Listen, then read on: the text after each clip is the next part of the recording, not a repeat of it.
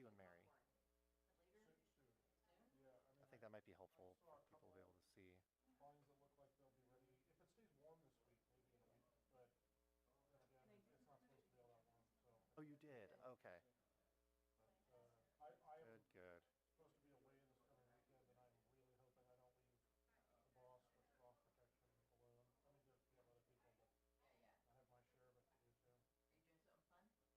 I have my share of it to do too. Are you doing something fun? I'll go to New York to see a friend for a couple of days, so. Good for you. That's totally fun. It certainly qualifies. Yeah. So, Oh, I'm envious. oh, I wanted to go. I have 30th. I don't know. Some really, really big number of reunion from college. 87. So this might be 40. where's college? Bryn Mawr, Oh, outside of Bryn Mawr. Yeah, Philadelphia. yeah, of course, sure. Yeah. So because I haven't seen my East Coast friends. None of them followed me home, of course. So I only get to see them like every 5 to 10 years. When you go back. Yeah. But then I bought a house, so I don't know if I'm going.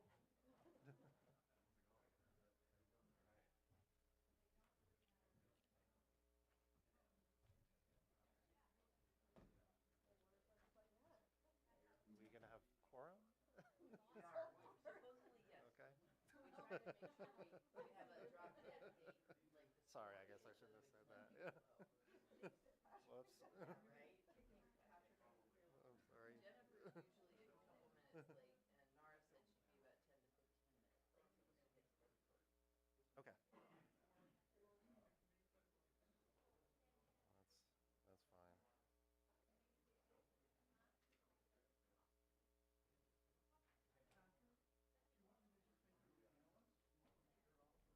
I emailed it to Ruby, so I think it's good. I'm not logged into Zoom right now. Okay. Do you have So Patrick's presentation? Okay, then, I can, if you want to email it to me, or we can just put it on the screen. I emailed Mary and Ruby Okay. the PDF, but I can go into Do Zoom it. otherwise. Ruby, do you want to do it, or should Mary do it? I have no attachment. You have no attachment. Oh. Well, let me try that again. Are you sign off, logged in Zoom? No, I think we can capture it. Do we have a sign-in sheet? We do. Oh, yeah, go ahead, Tom, that'd be awesome. Oh. Gotta figure out how to spell my name. Yeah, right? I know. I struggle with it every time I write it down. Got it. Don't feel bad. Don't feel. Everybody struggles with my first name. Okay. I will Thanks for coming. Let me give you something. I will forward it to Hey, Tom. Yeah. both I'll of talk to you. you outside. Yes, I did send it without the email, without the attachment, so that will make it more difficult for you.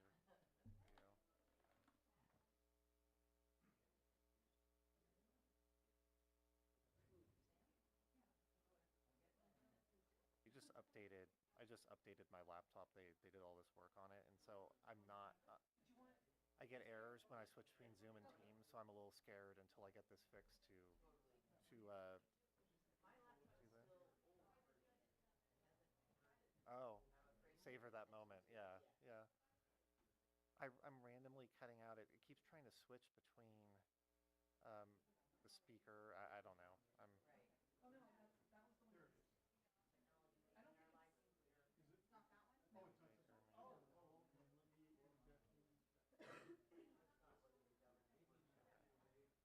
That's not what the government works for. Are you sure? Did you know that I gave them the wrong data? I Oh. sat there and happily rah 2023's data, not 2024's. Oops. So Sure. of course somebody caught it in the public and pointed it out to EJ.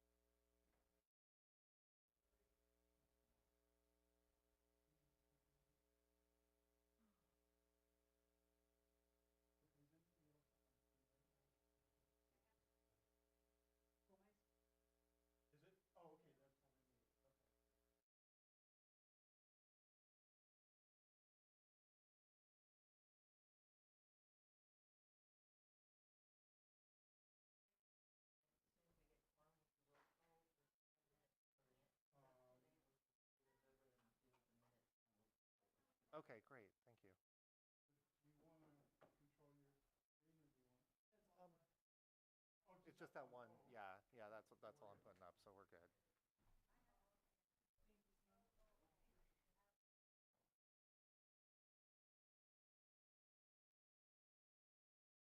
Okay, good. I wasn't sure if I was just, it kept making it worse. Okay, good.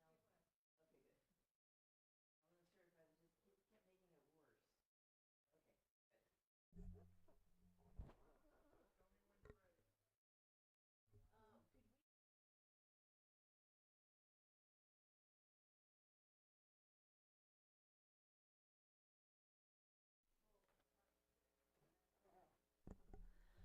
So for those of you out in the Zoom room, we are still waiting for quorum here in the board chambers, and we'll get started probably within the next 7 or 8 minutes because we have a couple members that said they're going to be a little late. Thanks.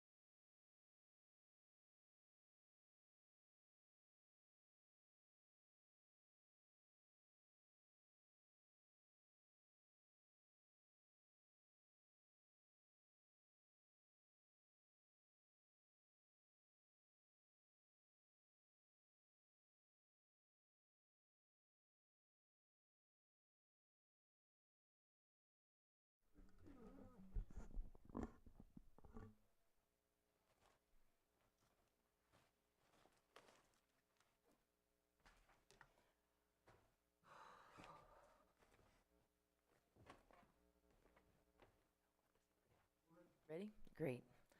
Thank you, everybody, for coming to the March 3rd Cannabis Ordinance Task Force meeting. We started a little late because we knew we were getting quorum. We just had to wait till it happened. Ruby, would you go ahead and take roll call?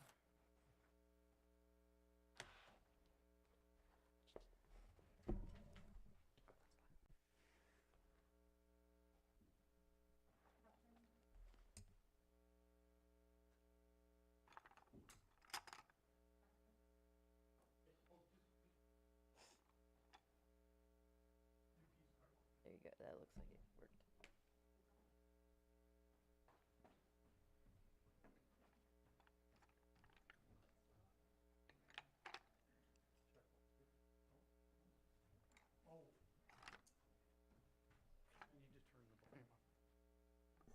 Why don't I just take roll call? So we have Catherine Vanderwall, Here. Nara Dolbaka, Here. Rebecca is not here today, Jennifer Smith. Here. Will Weiss, Present. and we're missing Robert Geary. Is he online? Okay, and we have a vacancy currently in South Lake County. But just for the public, we do have appointment for South Lake County representative on the March 11th board agenda. So that's coming up. Is that the only seat we're going to fill? We do have that seat primary vacancy. We also have all alternate positions for everything except for cannabis industry. Those are all available. When is the deadline? Let's see. Do have it ready for the agenda, but the deadline to get things uploaded is usually 15 days ahead of time. So if anybody is still interested, the application link is available on the Board of Supervisors webpage. If you scroll down to the bottom right-hand side, it's the standard boards and commissions application page. And so if you do fill that out, please make note of which position you're applying for. It's helpful for us to get it figured out so that it's on the agenda accurately. We don't have the members available to approve the minutes from December 5th. So we will move to minutes of January 27th, 2025. And I'm going to hand this over to you so I can text Supervisor Rasmussen and let him know I'll get with him soon.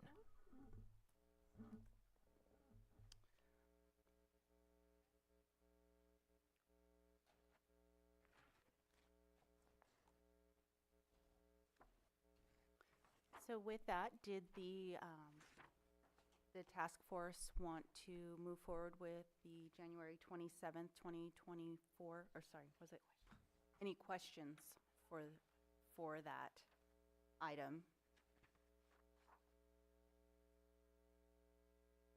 No questions? And we can open that for public input.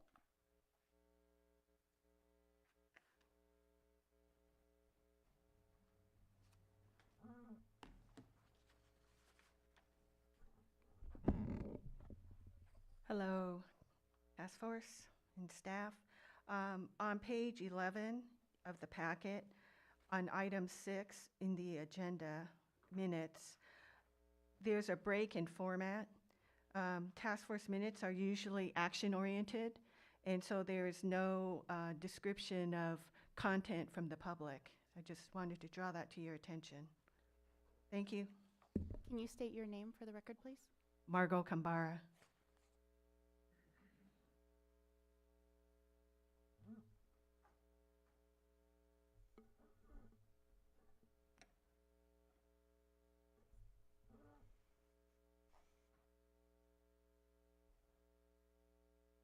So, Margot, you're saying you'd like us to remove the part about what Holly Harris said, because this was identification of outstanding topics. Are you saying you don't want us to identify any of the outstanding topics presented by the public?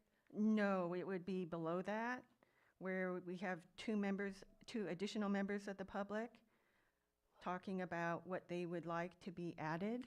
That's unusual. Usually in this, when members of the public speak, it's just a matter of so-and-so spoke. Sure. I think we had it in there just because it's identification of outstanding topics. So we wouldn't usually have it in there. You're right. It's at action minutes. Okay. Thank you. Yeah, thank you. Is there any public input, any other public input in the room? Seeing none. Any public input, hands raised on Zoom, please. Excellent. Let's go ahead and ask to unmute. Go ahead, Holly.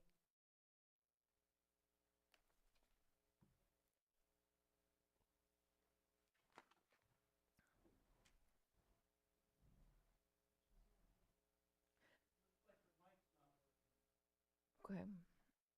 We show you unmuted on this end, Holly. Give you a second to fiddle with your mic.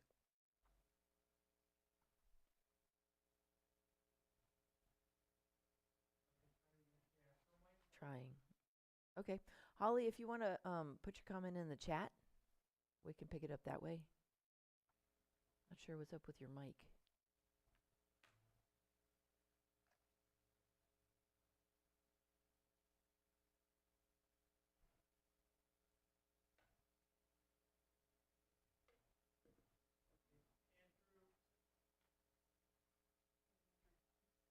Holly, we're going to go to Andrew and then we'll come back to you if you want to check out your mic. Go ahead, Andrew.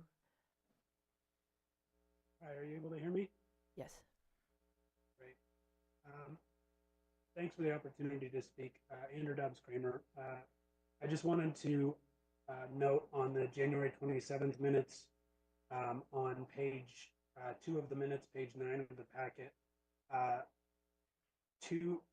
2C there under formal withdrawal discusses site remediation being required.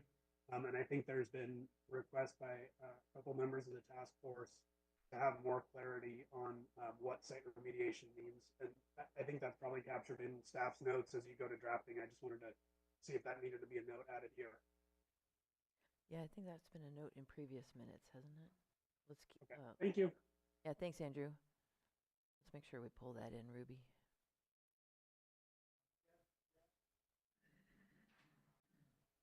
Holly, are you able to speak yet? Before we go to guest? Okay, then we'll look for, Holly, we'll look for your input on chat, and we'll go to guest. Angela, please state your name for the record. Thank you, Maria. Can you hear me? Yeah. Okay, this is Angela Emerald. One, the chat is disabled on Zoom, and two, are you guys recording this? Because I don't see a recording on my end. We are recording. We're also streaming onto Facebook today and YouTube. And okay, wonderful. Yeah, just so you know that the chat is disabled. When we click on it, it says disabled, so you can't use it. Thank you. That's helpful. Because it's a webinar, we don't have chat option. Okay. Holly, I have, if we can't get your mic, send me an email, would you? Because I can get it that way.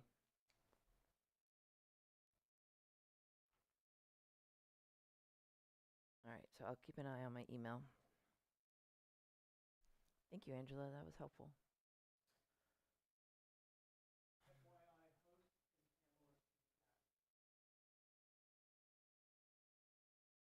Let's do that.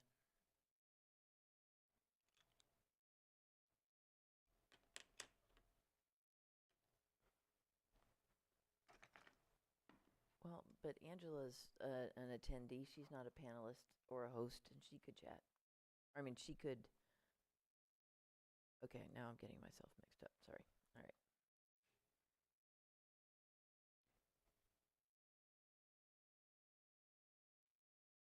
I don't want to bring it back to the task force until we've had an option, or if you, a minute for Holly to send in an email. Oh, declined panelist? She probably, okay.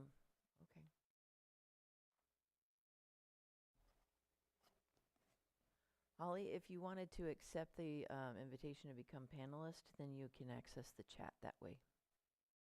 Or email.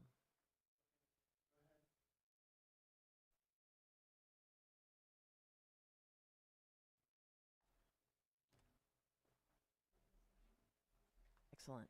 Okay, so we'll give you a moment. I want to make sure we have every opportunity to take public input. Can you hear me at this moment? Yeah, Okay, it wasn't until you made me a panelist that you could hear me. thank you.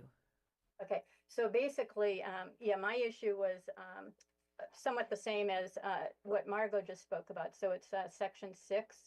And basically, since we presented a list of about 30 or 35 issues that we wanted discussed, and it was included in the packet and it was voted on, either by votes or consensus, I am suggesting that you actually copy the list into the minutes or you attach it to the minutes.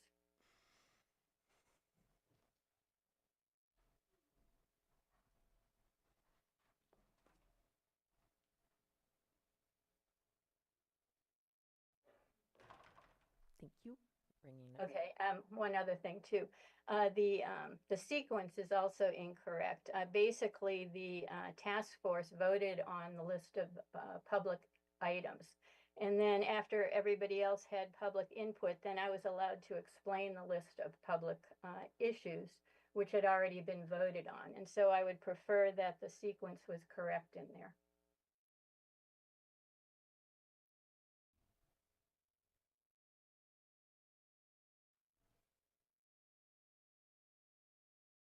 I don't see any voting. If you You're watch talking the about video, item number 6? I don't see where it says any voting on item number 6 at all. that's an omission then, because there was voting. If you go back and watch the video, you'll see that each one went through individually and there was voting and You're right. talk on consensus or not. I'd like to table this because we do need to get that accurate. Yeah. Thank you, Holly. We're going to review that and bring it back at another meeting. Thank you. Okey dokey. Continue. Next item on our agenda then is presentation and consideration of recommendations by the Treasurer Tax Collector. Patrick, over to you. All right. So Patrick Sullivan, Lake County Treasurer Tax Collector. Thank you for the opportunity to present on this matter today. Previously, well, let's see, I think that was about 3 or 4 months ago, we had discussions about how to address property ownership, property owner approval, whether or not the property owner needed to be on the application, and there were various alternatives explored. I understood from the task force that there was a real desire to avoid the property owner being on the permit or the permit application, other than perhaps in some sort of approval role. Our office did initially look into it. We thought perhaps there was a way we could work through that. But since then, we have continued to run into issues heavily related to liability, enforcement, and future collections that really seem to dictate that the property owner should be on the permit. Sort of our initial thought here is to do something effective, bring into alignment with Department of Cannabis Control regulations or State Water Board regulations, to basically have our ordinance match up more with how those work, where the property owner does appear with the applicant on these, and even those with certain levels of financial interest appear as well. But just to help run through some of this, I thought it might be helpful to put up a diagram, and can you put that up?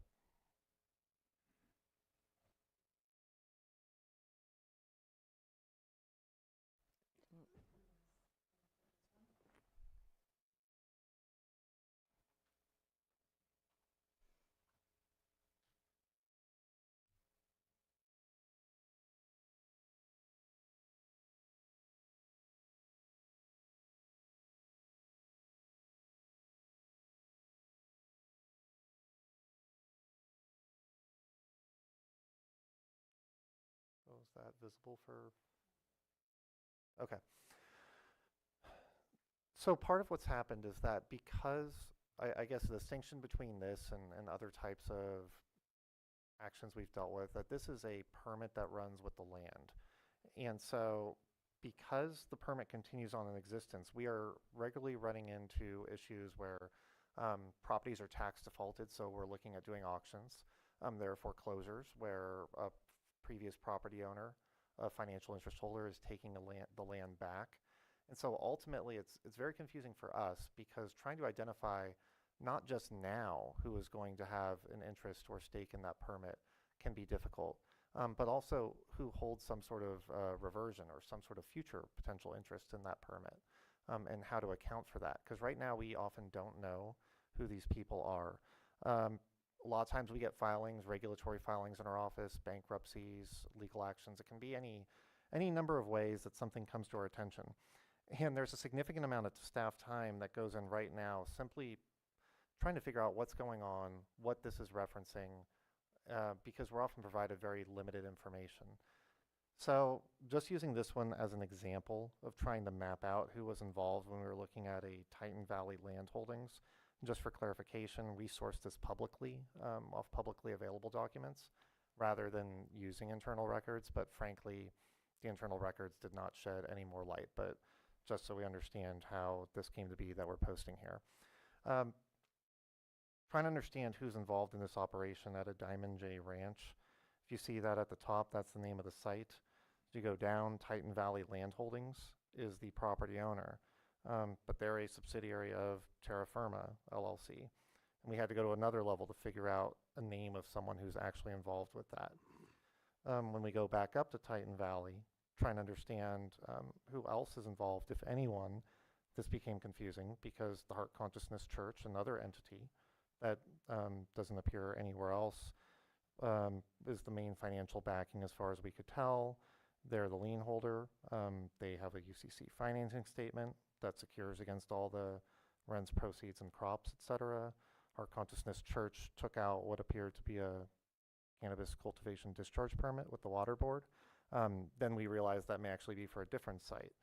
So we had to work backwards, figure out that Great Kind Farms is the cultivation discharge permit holder that's of record as being on with Titan Valley Land Holdings.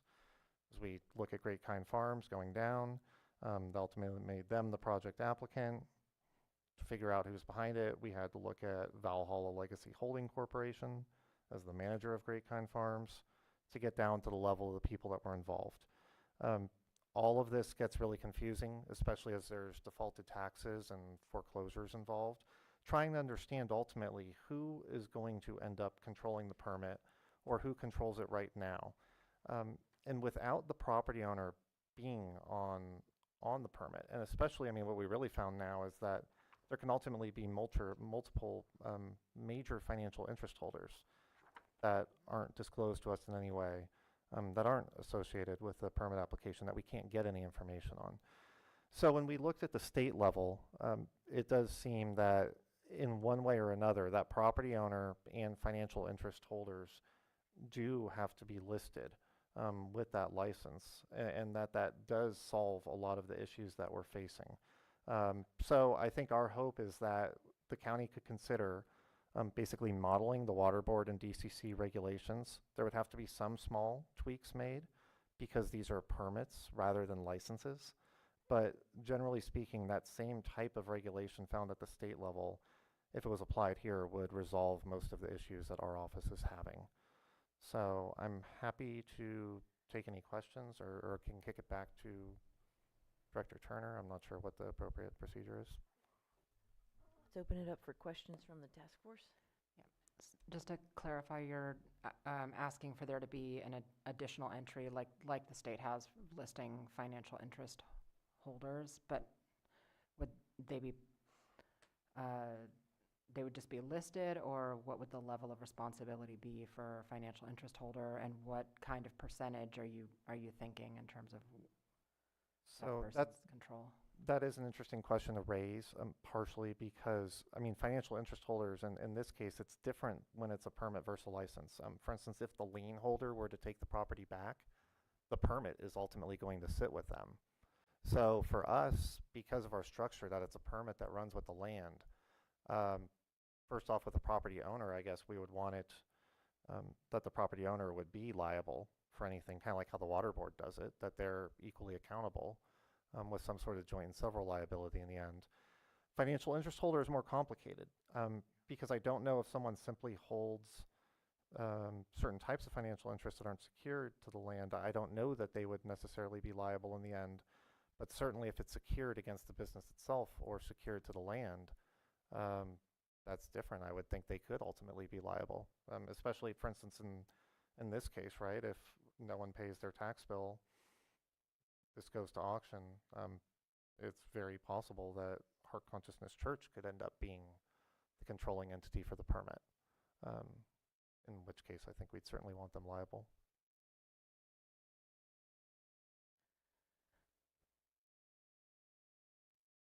Is Heart Consciousness Church a church? Are they a 501c3? I believe they run Harbin Hot Springs. Oh, That's the entity that controls Harbin Hot Springs. got it. For taxation purposes, yes, they are considered a They are church. 501c3 as well. They're registered as a nonprofit, Mm, okay. which was something else that can be confusing in trying to map these.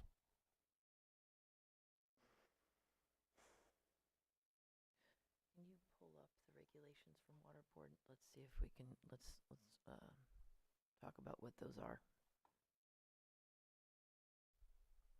Are there any further questions while Mary's pulling that up? Does everybody know what the regulations are for Water Board and DCC as far as we're talking about listing and involvement of financial interests within a permittee's or within an application? Mhm. I don't, so, all right, so we'll have Mary pull that up, just so we're looking at that information to make sure we're all talking about the Okay. same thing.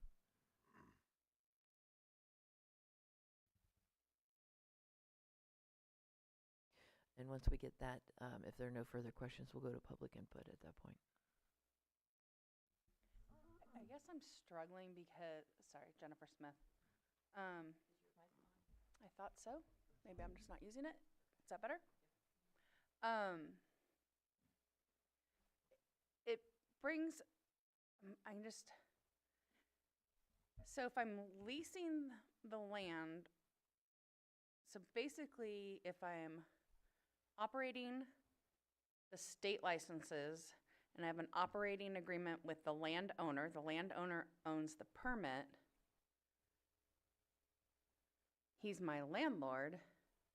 In what other business do we require that the landlord be responsible for permit taxes? One I thing might not that be saying that clearly, but Yeah, and I think I understand, I think where you're going with this question, and part of the difficulty is that, from my perspective, to a certain extent, we have blended elements of a license and a permit together. This permit is not like other permits, right? So if you have a liquor license, you can transfer that license to different locations in a way that you're not readily able to do with a cannabis permit. So I think it's very hard the way this is developed to do an apples to apples comparison. What I would note, for instance, though, is that the property owner in that case is on the water board permit, or should be. yeah. So I guess the difficult part is that that property owner is already tied directly into cannabis cultivation, that they have already taken that step to declare themselves as seeking permits to cultivate cannabis. So I don't think it's necessarily inappropriate to add other people to the permit, but if anything, the starting point should be that the property owner is on this county permit as well, especially because it runs with the land. And like I'm saying in this case, in the example given, this permit could pass to the church, to Titan Valley, or Great Kind Farms, depending on how the default of the property or a sale were to transpire.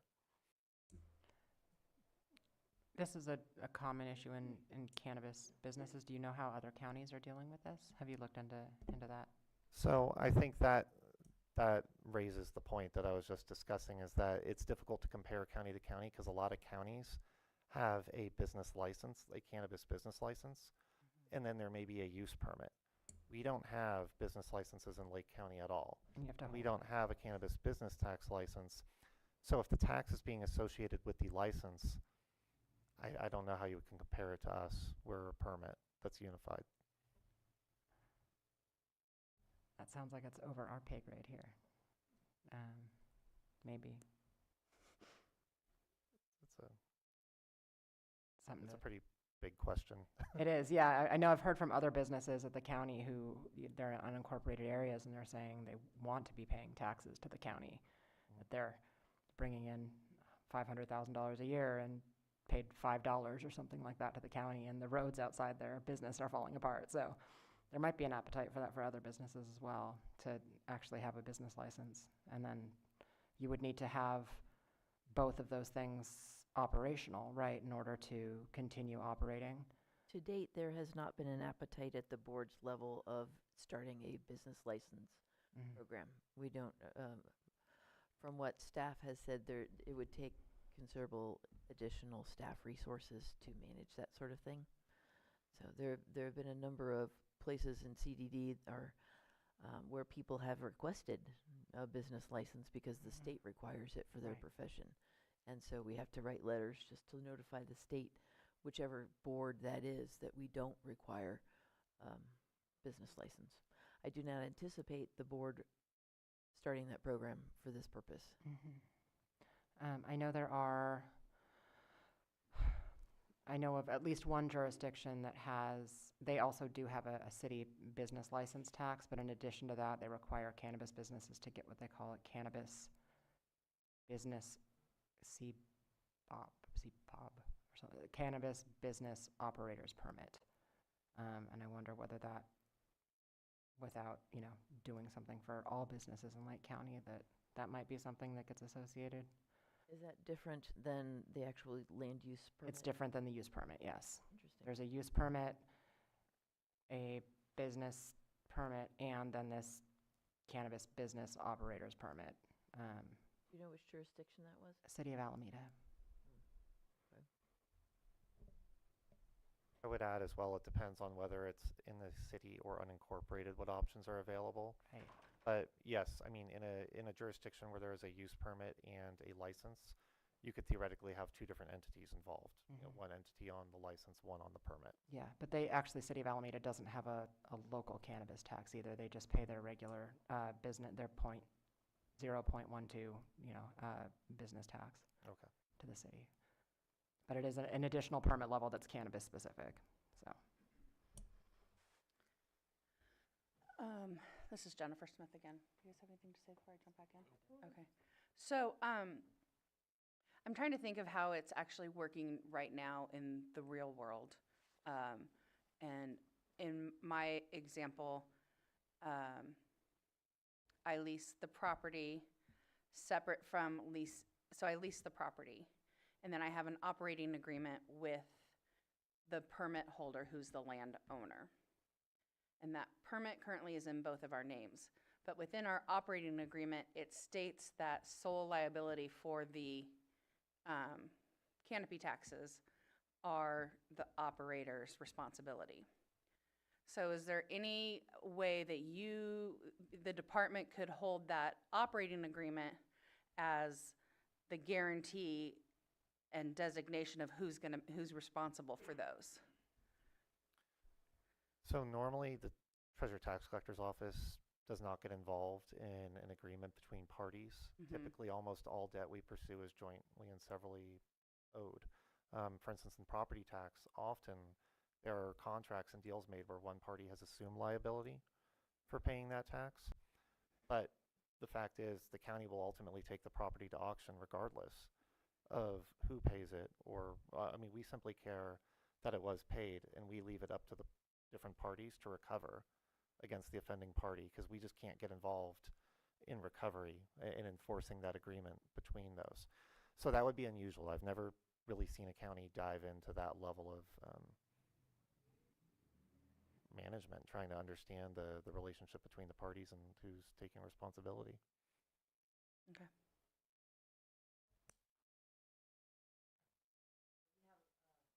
Thank you. Go ahead and show what was brought up on the state.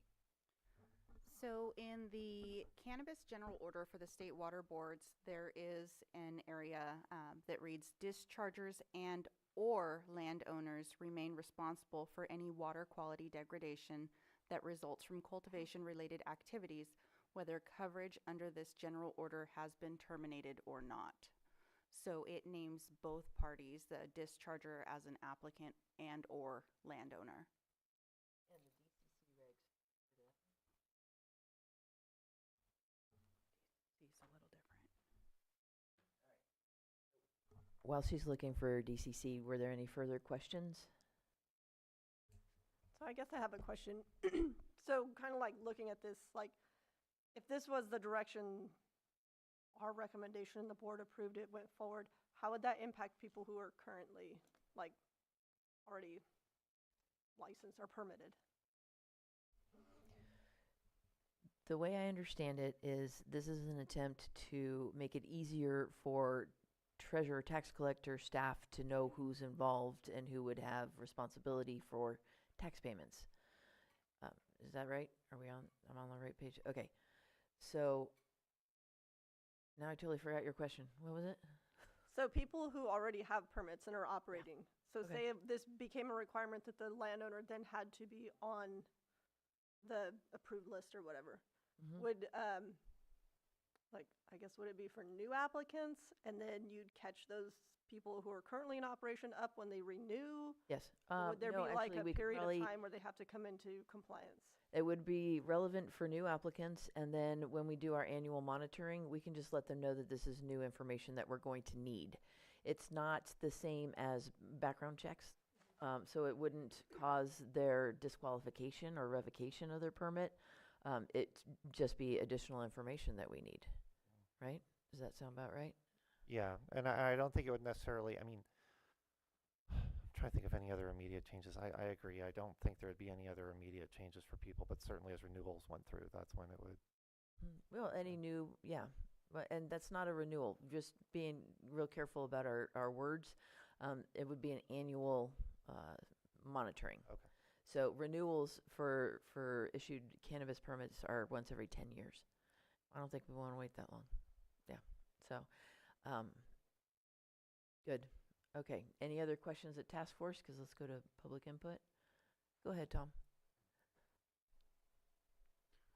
Hi, Tom Lasik. Just a couple comments and maybe a question. I recall in the January 14th update from the Cannabis Task Force to the board, it seemed to be made clear the board does want somehow to have it tied to the land and to landowner. So my question is, I think Mr. Sullivan has articulated, the issue and the Byzantine layers that he has and his staff have to go through. What are the specific recommendations that you want to see in order to tie to the land and get the tax money that the county is rightfully owed? So what I can identify is that there's Department of Cannabis Control regulations.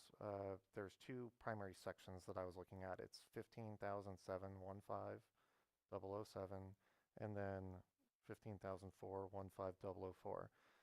And that is respectively landowner approval and financial interest in a commercial cannabis business. I would propose that we essentially borrow the language from those two sections. There's a few small modifications that have to be made because, as I was stating earlier, this is a use permit versus a license. So there's a few modifications to have it make sense given that change in type. But I mean, we could return with, or I'm happy to provide other suggestions, and I know CDD staff was looking at it. I think today I was just hoping to bring this concept forward and understand how that fit in and whether that is an appropriate course of action. So it'll be those two DCC sections, and then what Ms. Claiborne referenced, the water board and their regulations. They have regulations within their discharge order, and the piece she referenced would also require a few small modifications just to adapt it over to meet this broader definition of permit that we're using here. So collectively, it's the DCC regulations and the water board regulations as stated. Tom, did you have anything else? Well, yes, just a question on a scenario where perhaps you have a property owner and then the property owner and some other entity enters into an LLC to operate a cannabis operation on that land. If that LLC goes defunct, in the current situation, is the property owner, is the county able to go to the property owner to get the taxes that are owed, or is that tied to the LLC? So I understand your question. I think I'm just limited because we have active ongoing cases. I'm somewhat limited in my ability to respond to that. What I would say is that I think what we're proposing helps clarify the language for all parties involved and put everyone on notice, and that's what I'm hoping to do here.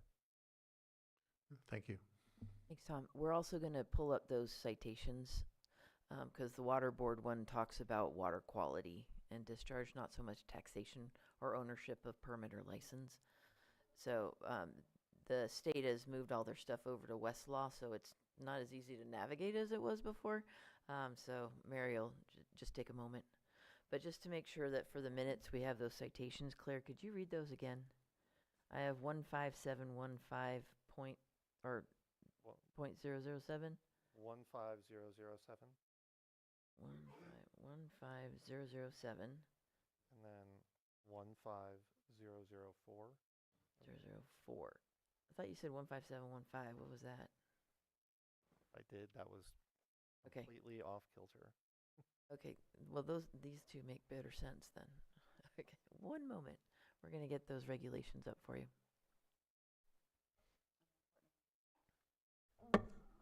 An important water board regulation to note also is 15003, owners of commercial cannabis business. This does hold a 20% aggregate shareholder ownership, and this includes an individual who manages, directs, or controls the operations of the commercial cannabis business, including but not limited to a member of the board of directors or a nonprofit, a general partner of a commercial cannabis business that is organized as a partnership, a non-member manager or managing member of a commercial cannabis business that's organized by a limited liability company, the trustees and all persons who have control of the trust and or the commercial cannabis business that is held in trust, and the chief executive officer, president or their equivalent, an officer, director, vice president, general manager or their equivalent. And additionally, if the commercial cannabis business is owned in whole or in part by an entity, and the entity includes individuals who manage, direct, or control operations of the commercial cannabis business, as described in subsection A to E, those individuals shall also be disclosed as owners. Okay, so the way that this agenda item is worded, just before we keep going with public input, is it's a presentation and consideration. However, we're giving you a kind of a fire hose of code that you aren't seeing before you. What I would recommend is taking no action on this yet. We still need the public input that's, I think, waiting. Don't we have hands raised in Zoom? Okay, so let's get that.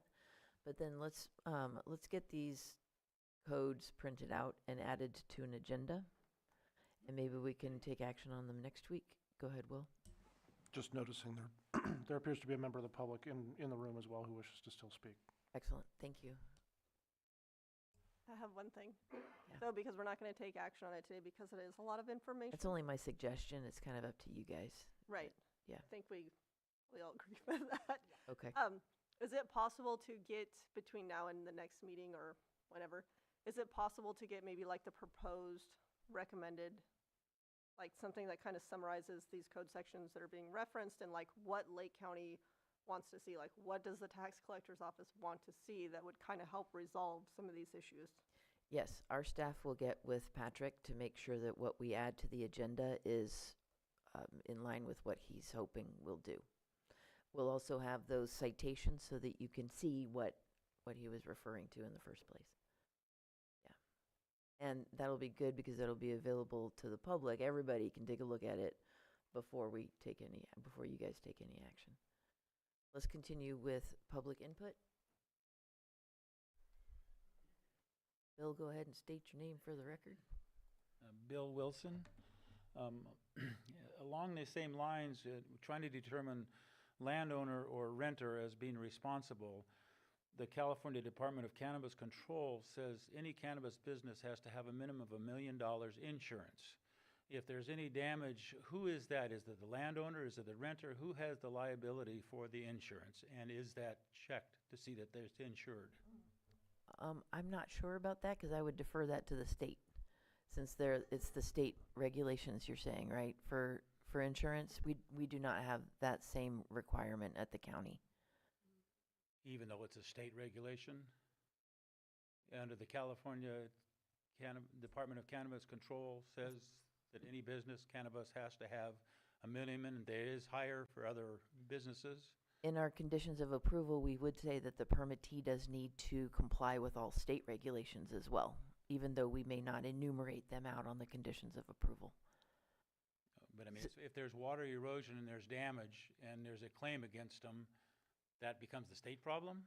The county would not work with that one. We'd be dealing with violations of our own conditions of approval, but management of state licenses is left to the state. So the county does not require any insurance for liability for a cannabis business? I don't think we have that in our, we have a, don't we have a bond for reclamation? That's still just, yeah, still just being considered. So no, not at this time, we don't. Because we're having trouble determining who is the owner for taxes or the renter. It would seem insurance carrier should be the same person. That's what I just like to say. Thank you. Any further input in the room? Seeing none, we'll go to Zoom. All right, no hands raised. Let's bring it back to the task force. Oop, now we have Andrew. Go ahead, Andrew. Hi, Andrew Dobbs-Kramer. Thank you for the opportunity to speak. I understand the challenging problem the tax collector's office is faced with here, and I appreciate them bringing this forward so that we can all come to some constructive solutions here. I would just say, sort of following up on the question by Commissioner Vanderwall about what happens to those in process. I think we want to be really careful about, making some new requirement that, may jeopardize permits where people have already worked with their landowner and gotten their use permit, and, been in the program successfully for years. I think if we're going to add a new requirement for existing permittees, we should be really careful about that. Thank you. Thank you. Any other hands? Go ahead, Angela. Thank you, Maria.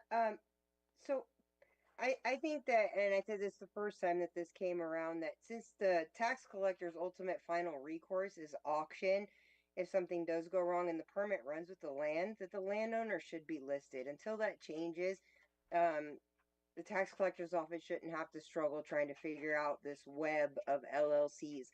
To ask Mr. Sullivan, is there any possibility of using the FinCEN identifier number through the Corporate Transparency Act? I don't know if that's been considered, but or if it can be used.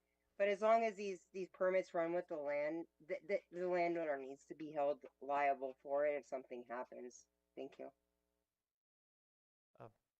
I think I know what you're referencing with FinCEN, but that's more of a federal matter. We don't really get involved with that, other than my understanding is that was also an effort to create more transparency. For us, we're just more focused, as was stated, that the use permit runs with the land, and so tying liability back there. I believe those new regulations were also pulled back permanently over the weekend, so. If I understand correctly, we currently do require property owner authorization on the permit application.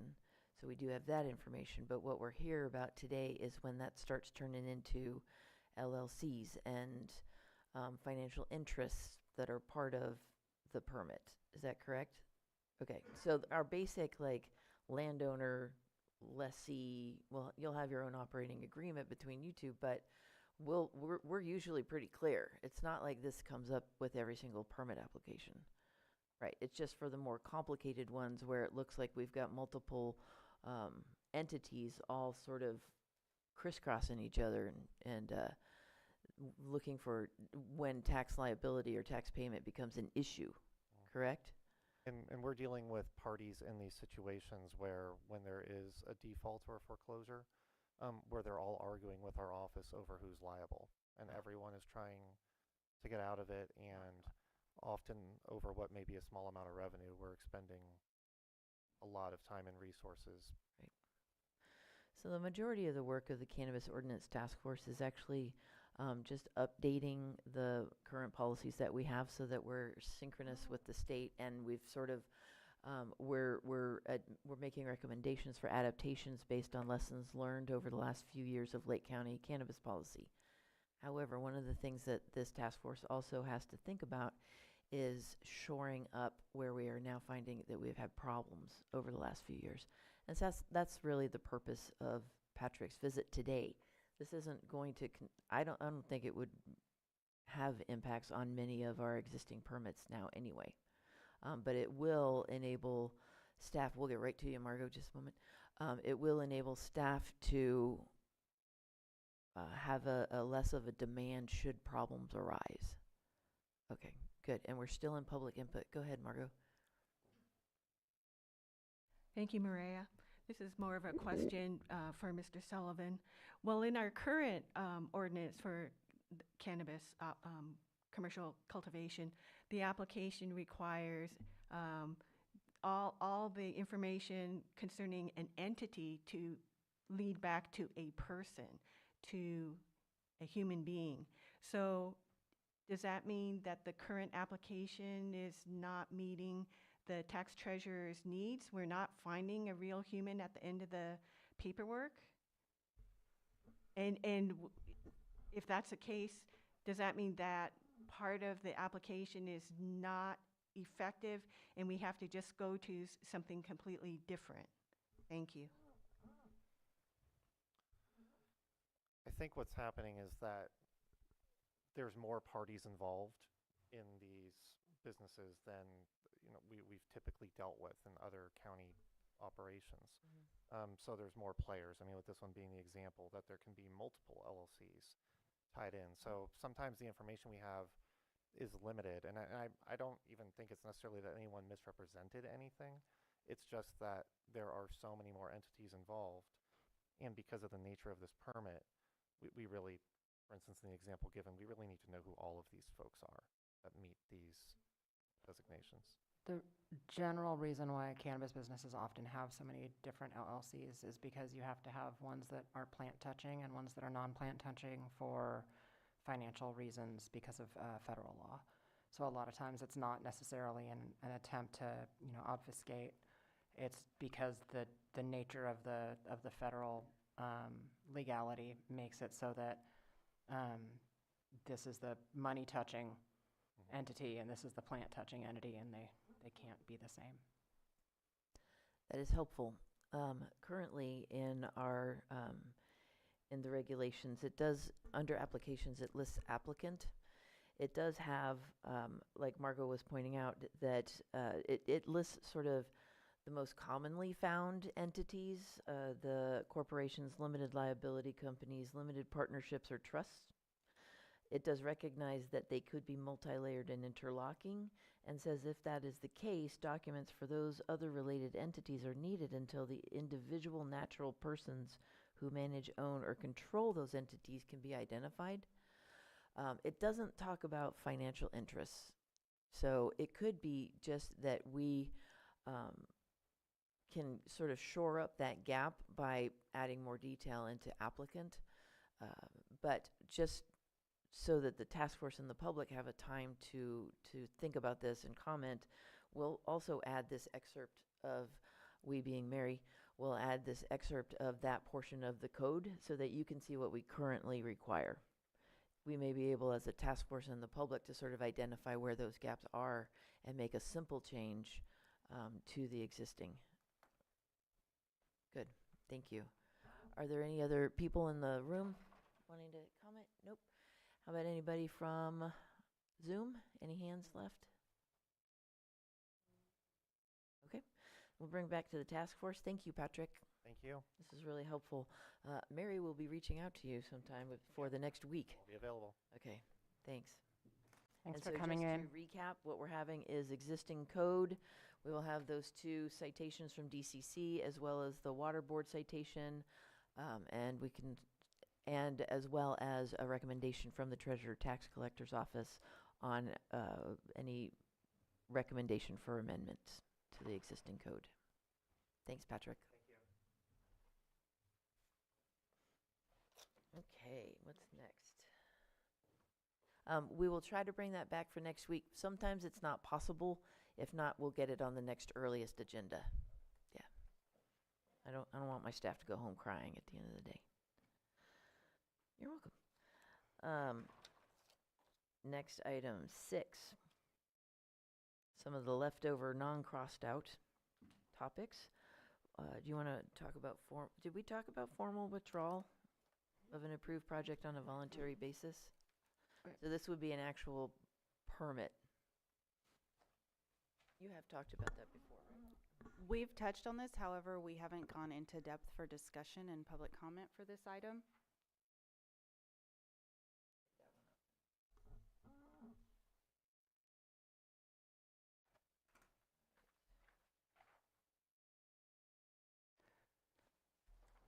And are we talking formal withdrawal that's permanent as well as temporary?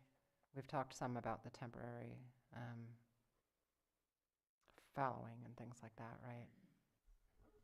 This is different from the opt-out or reduced canopy options that are available. This is we encountered this situation when the permittee maybe has a falling out with the landowner and wants to just shut that permit down because they want to step away from the permit/license. At that location. But it doesn't just, there is no, currently the only ways that a permit can end is through 2 years of non-use or revocation. There's nothing in our code that would allow for an active use permit to cease immediately upon request of the permit holder. Okay. That's what we're talking about today. All right.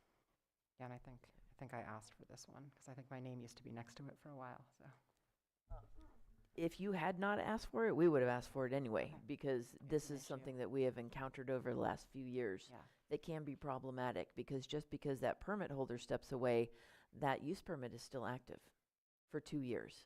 And so that permittee has had grave concerns about what the landowner's going to do with this permit. And it also creates a gap in our records because we have to make sure any changes in the business are reflected, or, any necessary new background checks are done also. Mhm. So yeah, administratively, it's a problem. yeah. I mean, I think it's important just for the land use and because the market itself is so volatile right now, that for landowners, for business holders, there has to be a process for this. Unfortunately, I wish it was not the case, but if it were booming right now, then there may have been, mergers and transfers and those kinds of things where you would have run into this. So, And this is not the same sort of change to the text that we've been looking for. This is more of a thematic conversation, and any recommendation from the task force would look something like, take a look at the other areas in the zoning code and add an option in whatever article that handles expirations and revocations. Add wording to that article that would add the possibility for permittee-led requests for closure or expiration of the permit. So Could this be withdrawn? Yep. Jennifer Smith, could this be withdrawn on a without prejudice type scenario? And what would be the process if we do allow this for reinstating the permit? And does the clock keep ticking from the original date or reactivation date? The with or without prejudice is typically a denial of the project or a revocation. Well, no, actually not. A revocation is different. So I don't know that it would need to have with or without prejudice. If a use permit expires, it's automatically, they could reapply next week. Okay. Yeah, so it would not put any lasting, that's not the right word, bad effects, negative effects on any options or opportunities for people in the future. Okay. This might go back to the previous conversation, but who's going to have the right to withdraw this permit? The landowner or the operating Permittee or- permittee. It's a really good question. Mm-hmm. Because it's of value to the property. Yeah, that's something that we'd have to, that's something that you may want to add to your recommendation as thoughts. Because this is going to take, should the board want this, it would take some ongoing discussions between staff and county council to figure out how to word it correctly. So the kind of things then that would be a task force recommendation would be, we support this option, however, these things you really want to keep in mind. And then I would agree, proof of withdrawal from the state as well. Site remediation, I'm still gonna ask for details on what that is. And I think we've talked about all outstanding fees need to be paid, otherwise they'll keep accruing, correct?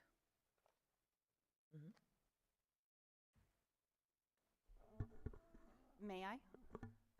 With that site remediation is required section, Jennifer, you actually provided me a site closeout inspection report from Calaveras County. And I think that that's something that code enforcement and the planning division staff can get together on and schedule a site closeout to determine if there are any needs that are going to need to be met for that site before it can officially be closed out, instead of requiring site remediation. Because as previously discussed by the task force, there could be some improvements that a property owner would want to keep to that land. And we wouldn't want to take those opportunities away from a landowner if they did want to keep those improvements in place. So with a site closeout inspection with planning and code enforcement, we could ultimately determine if there are things that need to be corrected on site.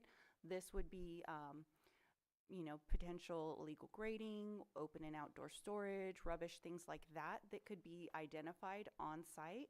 We could move forward with that, and should there be a need to go even further, we could issue code enforcement notices of violation for those to be moving through that process instead of requiring site remediation as kind of a blanket statement and not taking into consideration of improvements that are being put in place that the property owner may want to keep.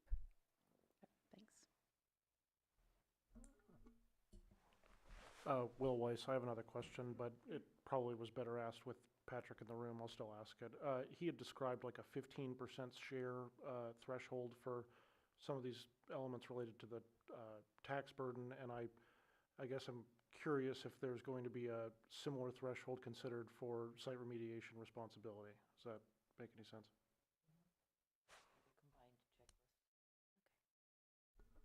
That makes good sense. We could add that to, I like the closeout checklist, because this is something that would be initiated by either permittee or landowner. And so we could create an internal process to verify that all conditions of approval are currently in good standing prior to approving a closure of that use permit. That makes sense. Any other questions? Not, we're going to move on to public input. Is there anyone in the room who has any comments on this item? Nope, seeing none. Any hands raised? Currently none. Okay. So where do we want to go from here on this item? Would you like to take action on any of this, on this particular part today? Would you like to see us come back with a checklist? Or actually, that's kind of getting in the weeds. Does the task force want to take a position on this or issue any recommendations? I'd like to ask what would be helpful for staff, since what we're trying to do is get to a point where we can kick it back to you. What is it that you need from us? Thank you. It would be helpful to know if the task force supports staff looking into or creating a way that the permittee could voluntarily expire or close the use permit.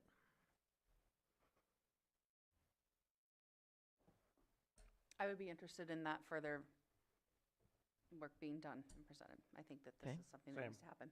Good.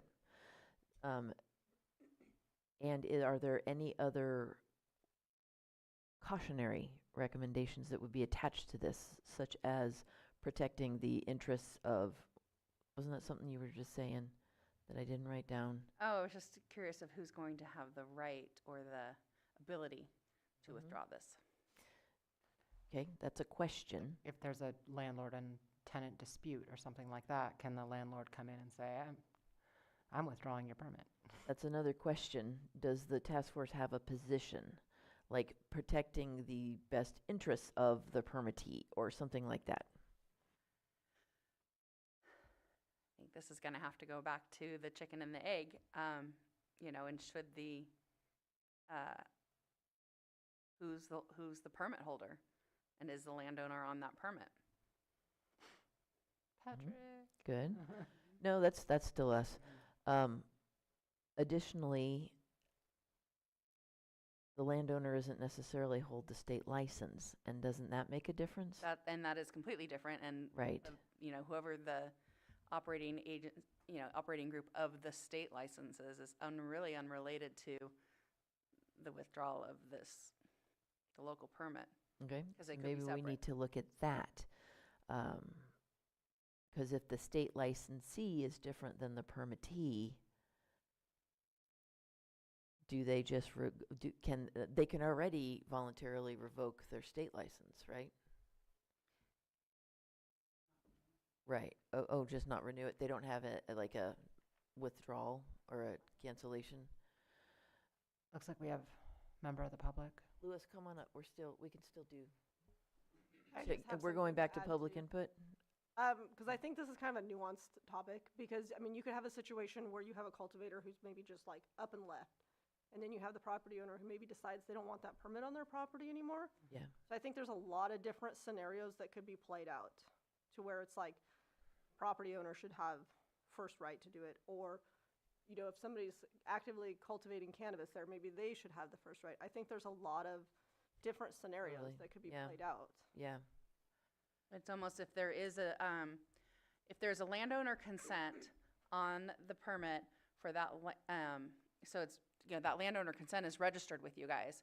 So you would have to know, like, this cannot be withdrawn without both landowner and operator consent, or if there is an operator, the operator can't withdraw the local permit without the landowner, because you're affecting somebody's property value. If it's okay, we'll go back to public input. Go ahead, sorry. Louis. Yes, Louis Lincoln. I would suggest that the county puts a time limit on the mediation of the landowner and the grower, because you'll have things sitting. So like in 60 days, if this isn't resolved, it's gone, you know what I mean? Revert back to the landowner's choice, I guess, because he's gonna be the one, you're talking about taxes, right? Who's responsible? Well, now They we're should- actually back to the permit itself. Right. So if you know, county tax wants to make somebody who is actually responsible, a person, entity, or whatever, if they can't resolve the agreement, if it's a lease or rental, then there should be a time limit. Hey, 30 days, if you don't resolve this, your permit's gone. And it reverts back to the side of the landowner. You know what I mean? Because they're not necessarily doing the cultivation, but they're allowing it. Like I said, somebody gets up and leaves, what happens? Well, he's responsible for the taxes, so he should have say over what happens on the property. And have a time limit. If it's not resolved, you can't come to a conclusion if you want to remove it or do this. Reverts back to the counties, and the permit is no longer void, or it's null and void, or whatever you want. But there should be a time set, because you're the ones who issue it. And if these two guys can't come together and have an agreement, then you shouldn't have it sitting for 6 months and trying to get them to agree on whether to withdraw it or not. There should 2 years. Yeah, Right, there should be a set exactly. time limit, because it's a firm decision if you're gonna cultivate or not, because there's financial ties to that. So giving them an ultimatum, like, hey, you can't come to agreement, then this is, in 60 days or something, the permit's terminated and blah, blah, blah. And here's how you can reinstate it.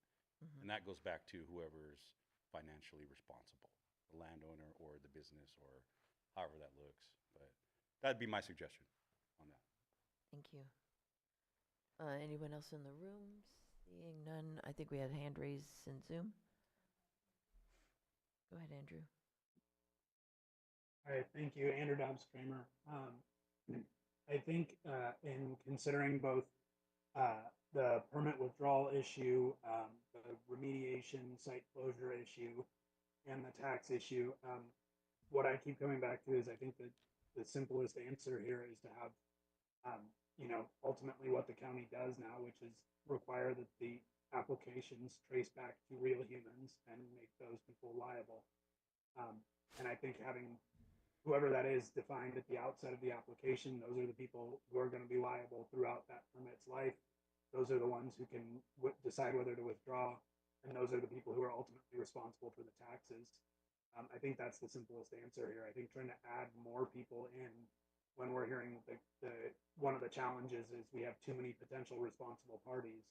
I think adding additional ones might add more confusion rather than less, versus just saying the permit tracked back to this person is ultimately responsible. I think that could go for both the withdrawal and the tax issue, as well as condition compliance. I think when we start to kind of diffuse the responsibility across multiple parties, it becomes easier for it to be ambiguous.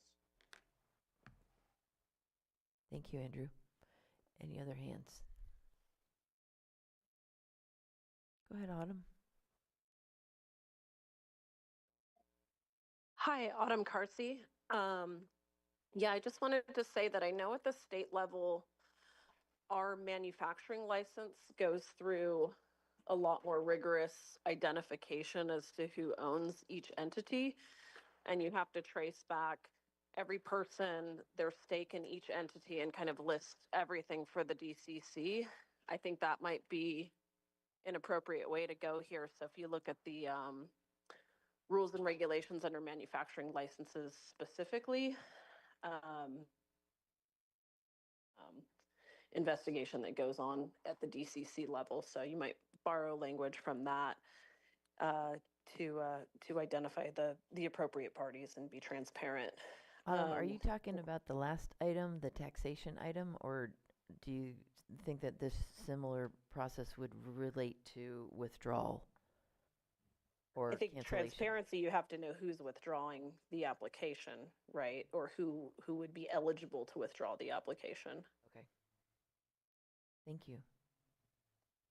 And I know we covered taxation already, but I just wanted to say that in terms of if we're making landowners responsible for taxes, so if there's a property that's a fairly large farm and they owe $100 or $200 or $300,000 in their annual tax bill, and that property owner is only garnering, anywhere from $2,500 to $3,500 per canopy acre for that license, I could see a lot more landowners pulling back and not wanting to permit farms or lease to permitted farms, because I've just never seen any county that would hold a property owner Hey, liable.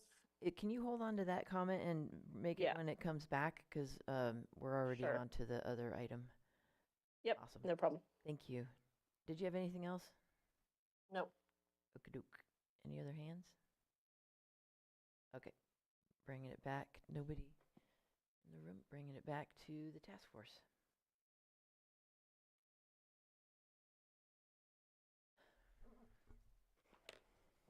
Again, looking for sort of a holistic kind of recommendation of we're not going to get this all hashed out in one meeting, nor do I think it's really the task force responsibility to get to the nitty-gritties.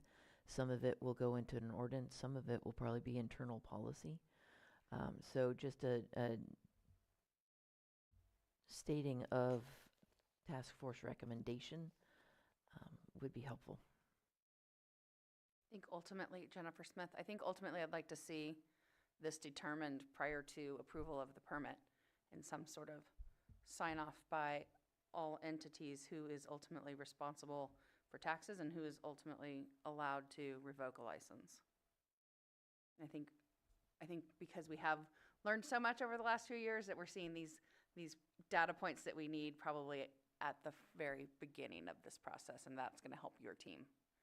Sure. I think identification, just like the last item, identification of actual people will be helpful both there and in this particular item. What I'm looking for is, does the task force support development of regulations that would enable voluntary withdrawal of a permit, Yes. an approved permit. Yes, I do. I mean, but I. Is that a I- motion? You can make the motion? Sure, I'll move accordingly. Okay, You need more detail than that? no. Okay. We have a motion. Do we have Second. a second? Nora, second. All in favor? Aye. Aye. Any opposed? All right, motion passes. Excellent. Operational hours, delivery hours, construction hours. That one's crossed out on mine. Is it? Yeah. This here, this section will be moved in the next meeting due to lack of time. Did we make any decision? I don't see No, a we decision. made a lot of time decisions on that, no? Ruby, do you remember from minutes? I don't have that off the top of my head. We had 3 sets of different types of operating hours based upon commercial deliveries, deliveries for supplies, and actual business hours. I remember There it is, that. number 4. It's Oh, all the- am I looking on the wrong section? Okay. Page 10. Page 10. I'm on page 7. What the heck what am I doing?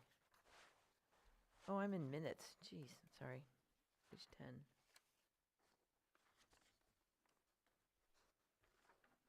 Good. That was done. Okay, that's still minutes. Page 14. Thank you. Would be good if the person leading this meeting is on the right page.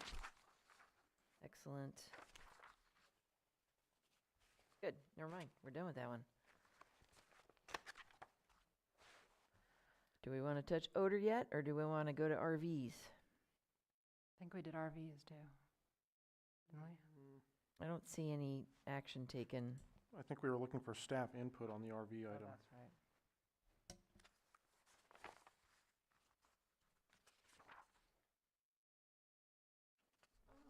I can speak to the RV item.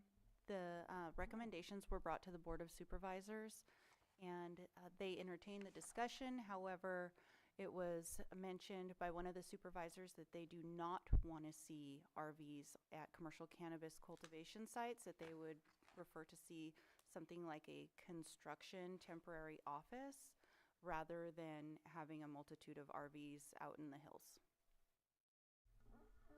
There is currently no allowance for someone to live in an RV outside of an RV park or a campground, and that's because of the need for basic health and safety regulations or systems in place.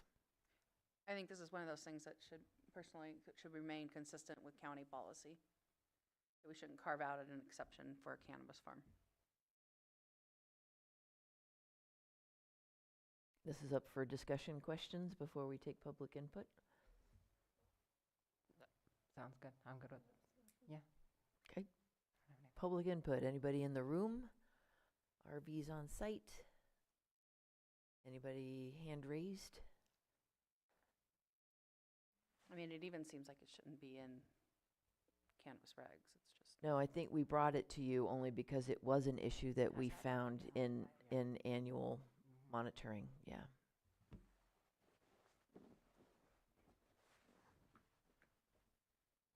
Who's in Zoom? Okay. Go ahead, Autumn. Yeah, I just wanted to notate in a specific circumstance where RVs can be used for temporary offices, not necessarily someone living in them. And it makes it easy to tow them up to the property and tow them out when you're done with the cultivation cycle. So I know those offices that they're referring to, similar to like schools use them and kind of temporary mobile offices, those can be very, very expensive compared to an RV.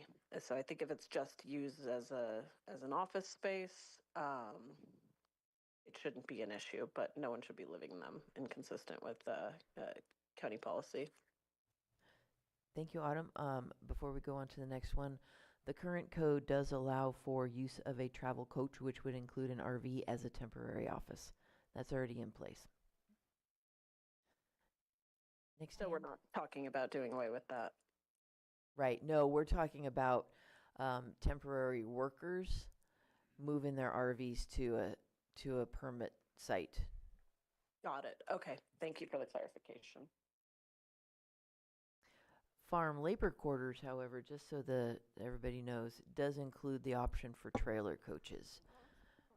Yep, and farm labor camps, but we have permits for those. So there could be an option then for a cannabis permittee to apply for these types of things. Is that in the code? Or is that something that the county would accept currently, or would we farm have labor to add camp, it to the code? yes. Farm labor quarters would require a recommendation from the task force and approval by the board that we modify the criteria, because that has a certain amount of agriculture activity required on site. None of it includes cannabis. So I think we've touched on this before about adding an amount of cannabis that would then qualify a permittee to apply for farm labor camp. Right, because there's a certain amount of acreage that has to be planted, and Yeah, it's like cannabis 10 acres is of different walnuts, than, or so many pigs or something. I don't know. It's already in there. But so a recommendation we would be looking for from the task force is if staff should modify the criteria required for farm labor quarters to include permitted cannabis activities. That's just one thing. We're not done talking yet, though. I'm not looking, because I want to make sure we get all the public input. Any other hands raised? Go ahead, Andrew. Yeah, thank you. Given the higher value per acre of cannabis, I would be in favor of seeing some attempt to approximate that with the farm labor quarters in order to allow folks to apply for farm labor quarters with, a cannabis farm that produces the equivalent revenue of whatever the threshold is for other agriculture. I know that maybe an acre to acre comparison might be. Andrew, you're really quiet. Can you cozy up to that microphone, please? Sorry, can you hear me a little better now? Yep, that's better. Thanks. Great. So I just would be in favor of some way of allowing cannabis growers the same rights that every other farmer has, which is to apply for these farm labor quarters. Given the higher value per acre of cannabis than other crops comparatively, I think the threshold should be lower, obviously, for the acreage.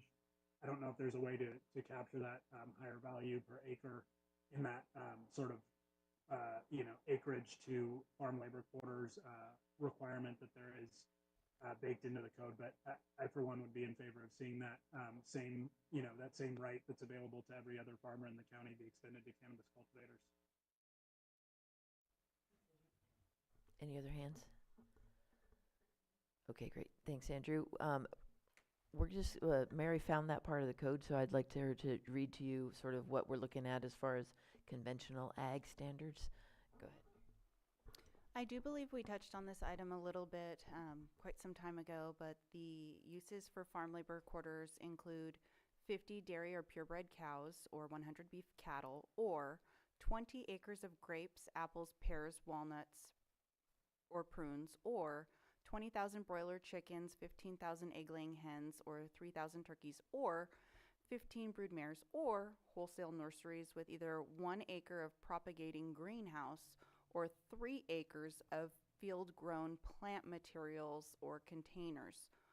Or, and it continues to list ag uses primarily to animals, but there is one area that states any other agricultural use or combination of uses which the planning director, in consultation with the agricultural commissioner, determines to be of the same approximate agricultural value and intensity as above. I would really love it if you would not leave that to me. I mean, it seems to me if you're Jennifer Smith, if you've got a commercial permit, thereby you are a business and you should be allowed to have farm labor housing just by that standard alone. We have a number of different permit levels for cannabis. We have cottage type C, 2,500 plants. Does that qualify? I mean, if it's a remote location, and even if it's run by a family, it's possible that during harvest that family may need to move an RV up, closer to be near the grow.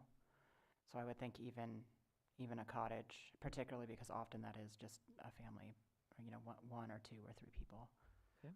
Any? Will? So respectfully to those who've spoken on the task force, but also Mr. Dobbs Kramer, I wonder if there isn't also a consideration for the number of workers needed. I mean, I realize there's a vast difference in the value of these crops per acre, and that's actually true for all the uses listed independent of cannabis, but there's also simply a consideration for how many human beings might be needed. And I think harvest is the, well, I guess harvest and planting in cannabis would be the two heavy use times, but I don't pretend to know exactly. Either way, it seems like the need for housing is proportional to the need for workers, not the dollar value of the crop per acre. Just a thought.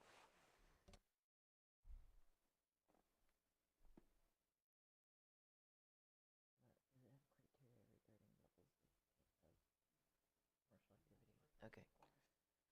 So a farm labor quarter is one dwelling unit per all of those pigs and chickens and stuff. A farm labor camp is a larger group. Well, yeah, it's a larger grouping of dwelling units, but it's also seasonal, isn't it? Or not always? Not always, but frequently. Okay.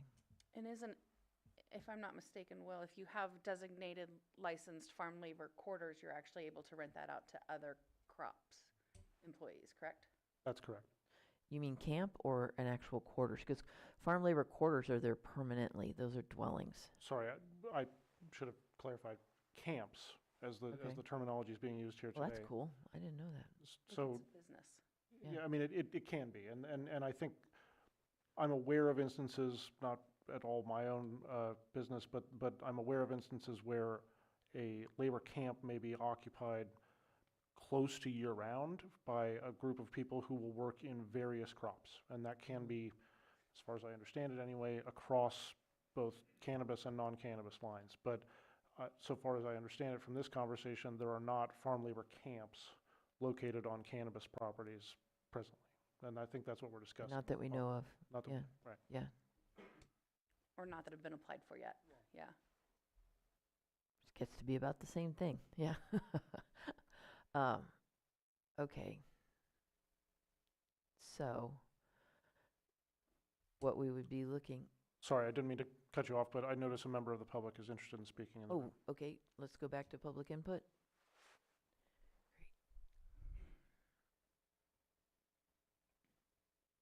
Hi, Louis Lincoln. Just to touch, like, you have different crops. You have a seasonal outdoor, which is, you might need it in the beginning and the end, but you have light dip that is every 3 months. So, you know, somebody's doing a number of greenhouses. Those are thousands of pounds that if he's hiring people to hand trim, you know, you're going to need those on the regular. And then you have the seasonal outcrop is like 6 months, 5, 6 months, where it's in the beginning and the end. So you have a number of different growing scenarios to consider when issuing a permit or something of that nature for workers. It's like, hey, this permit is every 90 days, you're going to need something. Once every 2 months or 3 months, or is it once in the beginning and once in the end? And that dictates the use of workers. Right. So, and the quantity, how much are you processing? How is it being processed? Machine, you could obviously get it done faster, or is it hand trimmed and you're going to need this amount of time? This is for the quality of the product. Thank you, Louis. Any other hands? Okay, we still have Bill here. Hey, Bill Wilson again. I think you need to differentiate between the housing. If they are a house, it should be connected to sewer systems and water systems that pass the health department. The building should be inspected and pass building codes. That would be farm housing. If it was RVs that come in for a harvest season, I mean, how long do their tanks hold the sewage? You know, that would be a temporary thing, but I think we have to determine if it's hooked up to legal septic tanks and legal water systems, that would have a longer time period for people to be in them because they would be legal that way. Thank you. Thanks, Bill. So what we would be looking for from the task force as far as a recommendation is if they support allowing cannabis permittees to apply for farm labor quarters and farm labor camps. I think that overall would be fine as far as a recommendation. Secondarily, if you have, if the recommendation is any level of cannabis permit should be able to apply, or if there's a size minimum. So far, what we've heard is any cannabis permit.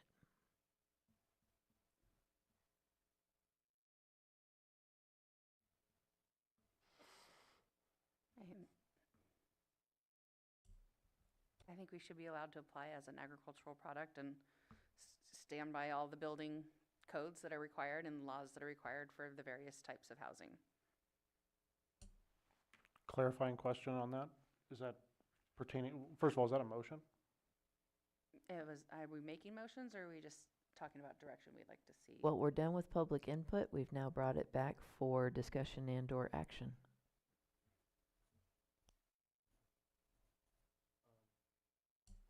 I guess my question is, if we're talking about farm labor dwellings and farm labor camps, but not necessarily RVs, Yeah. because it seems like RVs are a touchy subject given what we've heard from the Super Board of Supervisors, and I'm interested in what Jennifer recommended, but want to make sure that we're setting the RV thing aside for the purposes of like clarity.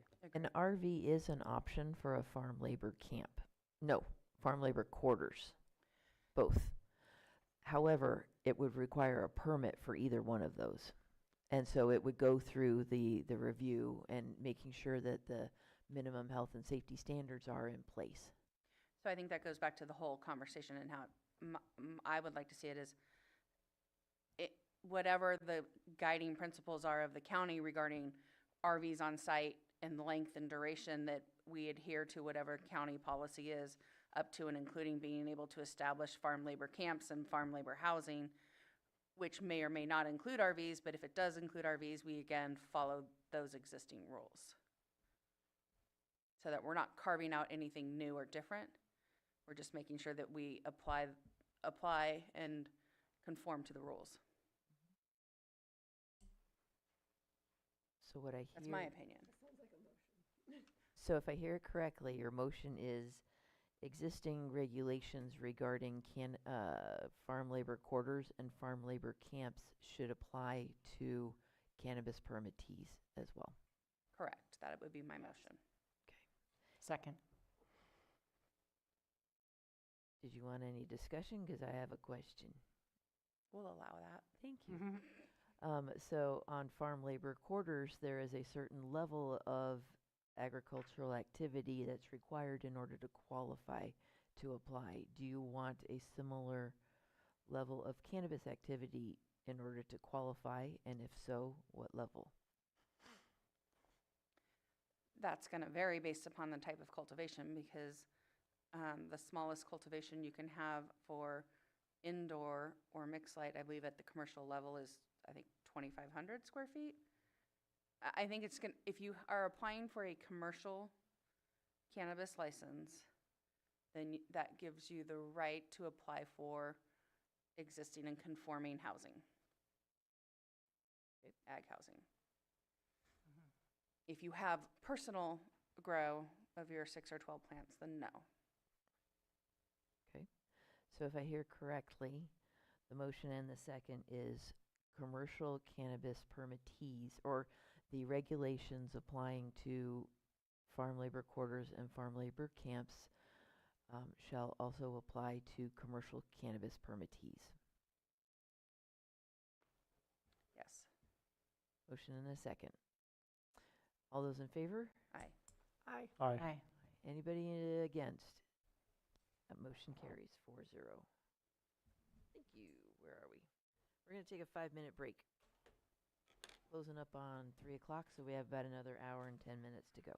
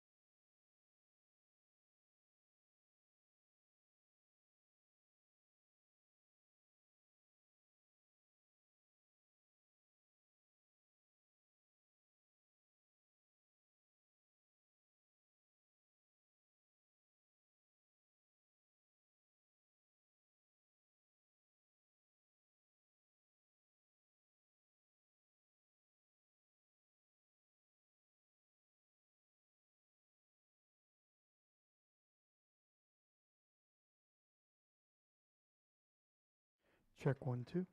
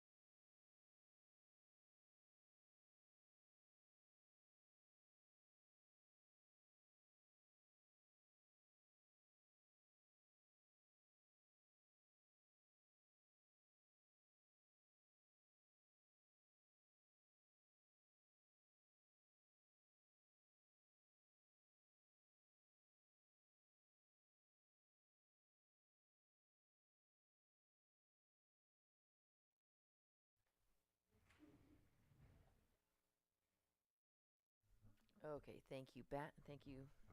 We are now back. So just to recap that last item, self-contained RVs on site. The task force did not take action on self-contained RVs on site in the way that we presented it, but instead just said that where RVs are already listed in the code, which would be farm labor quarters and farm labor camps, that'll apply to cannabis. What's our next thingy? Let's see. Cannabis density of cultivation sites and retail sites.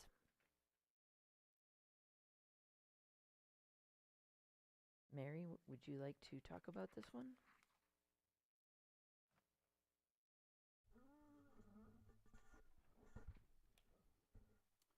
So currently, the code does not have any limitations to the numbers of permitted sites and allowed in proximity to another. This has been a public comment received during several planning commission hearings where we're looking for thresholds of significance. However, there has not been a countywide EIR to determine those thresholds. With that, this is a commonly asked question: how many sites are we going to allow in one area? And this can get pretty deep into the weeds, considering things like water use and traffic. This is something that's being brought before the task force today for consideration or a discussion. And that's the gist of this topic here.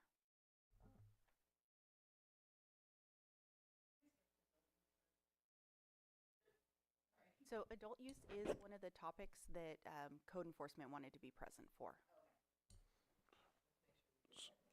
So, forgive me if I'm pulling us backward, but what happened with item number 6 related to odor? We skipped that one. I think we should start a meeting with that one. Okay, That's gonna take a wasn't sure while. if that's, okay. Yeah, it's shut not off the list. It's not crossed off. I just would imagine certain folks may have come to attend for that item, and so Why don't we make sure we take it up next week? Okay. Is that helpful? it's fine with me. Okay. We are taking it up next week. We are not talking about density. Oh, wait. Jennifer doesn't want us to talk about density. And I was just trying to get through as much as we can, knowing that Let's our look at time is low-hanging limited. fruit. Okay. Yeah, but I would Opt out also and like to just briefly state, I thought we kind of handled retail density when we addressed the zoning chart. We did. We Yeah, did. you've already So made I a would like to recommendation. change this to just cultivation density conversation. Yeah, that's true. Yep. Okay. Yeah, because you're not revisiting And that was actually already voted through by the Board of Supervisors too, so that went all the way to them. in concept. Yes. Yes. Yeah. Yes, exactly, sorry. Do we need any public input on that before we move past it, or are we done? with the- We've just been, Just we're, check. we're still on the list. It's still on the list. We're just not talking about it right now. Okay, opt out and reduced canopy process. Yeah, that would be our next one. Or we could go on to other low-hanging fruit, like fallowing. Is that low-hanging? I think those are both low-hanging together. Okay. Um, Opt out and reduced canopy process. I would like to see the current process that we have allowed to happen be codified with that June 1st date of the deadline.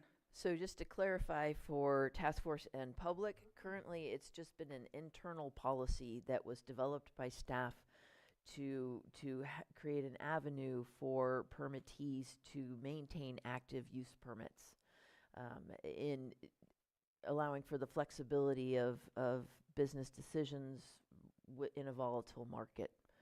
So they can opt out, so long as they let us know, hopefully by June 1st. They can say, we're not growing this year.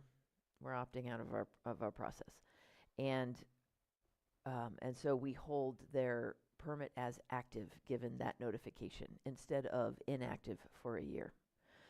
Other growers have said we need to reduce our canopy or our amount that we're growing. The purpose or the benefit of that is then that we're talking to the tax collector's office too, and both of them, we're communicating with the tax collector's office because it does temporarily alter the tax assessment. So they go off of that lower canopy than what is normal, which would be the maximum amount permitted. Okay, there. Now we're all up to speed and on the same page. Open for task force questions. Is an inspection and inspection fee still required? Yes. Okay, I would like that definitely called out in that. We still do annual reports, and we do oversight checking to make sure that if they opt out, we're not seeing cultivation.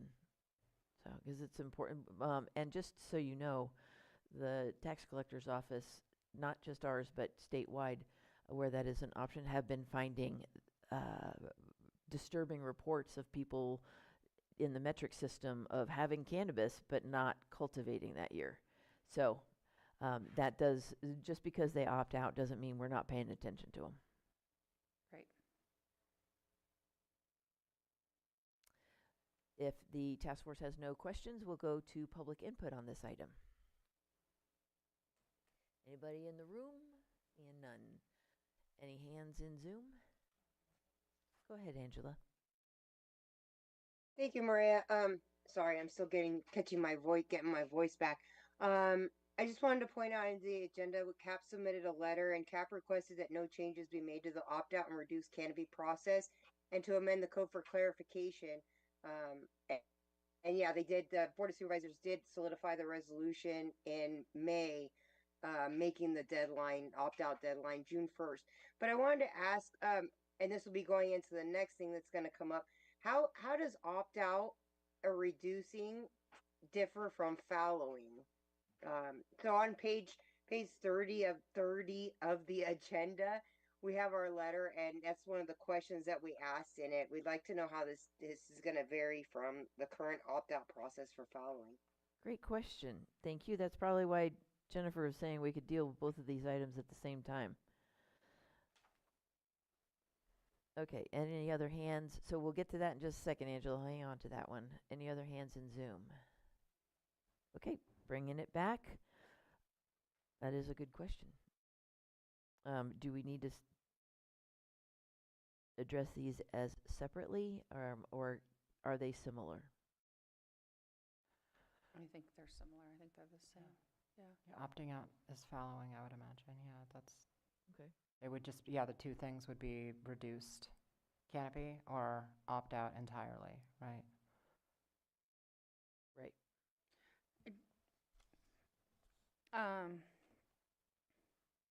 Is it you're opted out until you declare that you want to opt back in, or is it an annual opt out? I think that needs to be clarified too. Annual opt out at this time. Okay. I always thought I pictured fallowing as like some sort of restorative process on the land also, not just not cultivating on it. Am I wrong? Like in rotating crops, don't you use like a nitrogen fixator or something?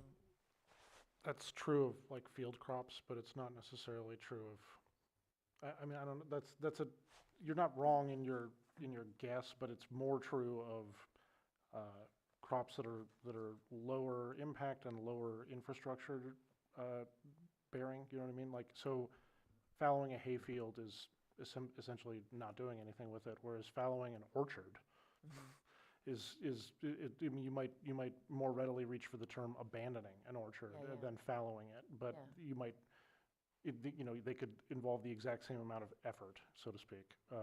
But to restore a field to what it had been prior is a costly endeavor if there's a great deal of infrastructure involved. And I think I'll just stop there, but I would welcome anyone else who might have a thought on this. Do any of our orchard people fallow their orchards? No, they abandoned them. They abandoned them. Yeah. Okay. All right. And there's So in this term, just to make sure that I understand that we're all on the same page, we're really talking about opting out or reduced canopy and not cultivating on, not putting a commercial agricultural sort of burden on that soil for that year. Okay. And generally when it I would say if it's done on like a rotation basis, that's because you're planning, well, they're all deliberate, but one of them is deliberate to, replenish the soil. Another is because there may not be the money to purchase the clones or seeds or whatever it is for that year. So maybe we should do an opt-out instead of fallow. But I think the state calls it fallowing now. I'm not. We're just gonna stick with Well, that's just nomenclature. Yeah. Mm-hmm. I would also be remiss if I didn't point out that members of the public have told me that I think this falls more under site remediation. I mean, is part of where I'm going with this, but I've heard from members of the public who said that they think there should be a higher standard for what returning a site to its original condition was after a grow or a cannabis operation is been abandoned, opted out of. Again, I don't want to like pick the wrong term here, but I think this probably falls more under site remediation, but that's kind of a thought I wanted to make sure I introduce here. Is there are properties that were once, I believe, legal cannabis operations that are now no longer in operation, and I've heard from members of the public, especially on the north end of Lake County, where my seat represents, that they take objection to the extent to which those properties have been restored to their original condition. I also want to point out, though, that is a standard that is it's sort of a double standard, because there are vineyards and orchards in the same northern half of the county that have not been held to that, and so I mean it just feels like those are thoughts worth bringing to the fore here. We do have a process through the agricultural commissioner, though, regarding abandoned orchards and vineyards, right? Because I've seen it come before the board when they were appealing.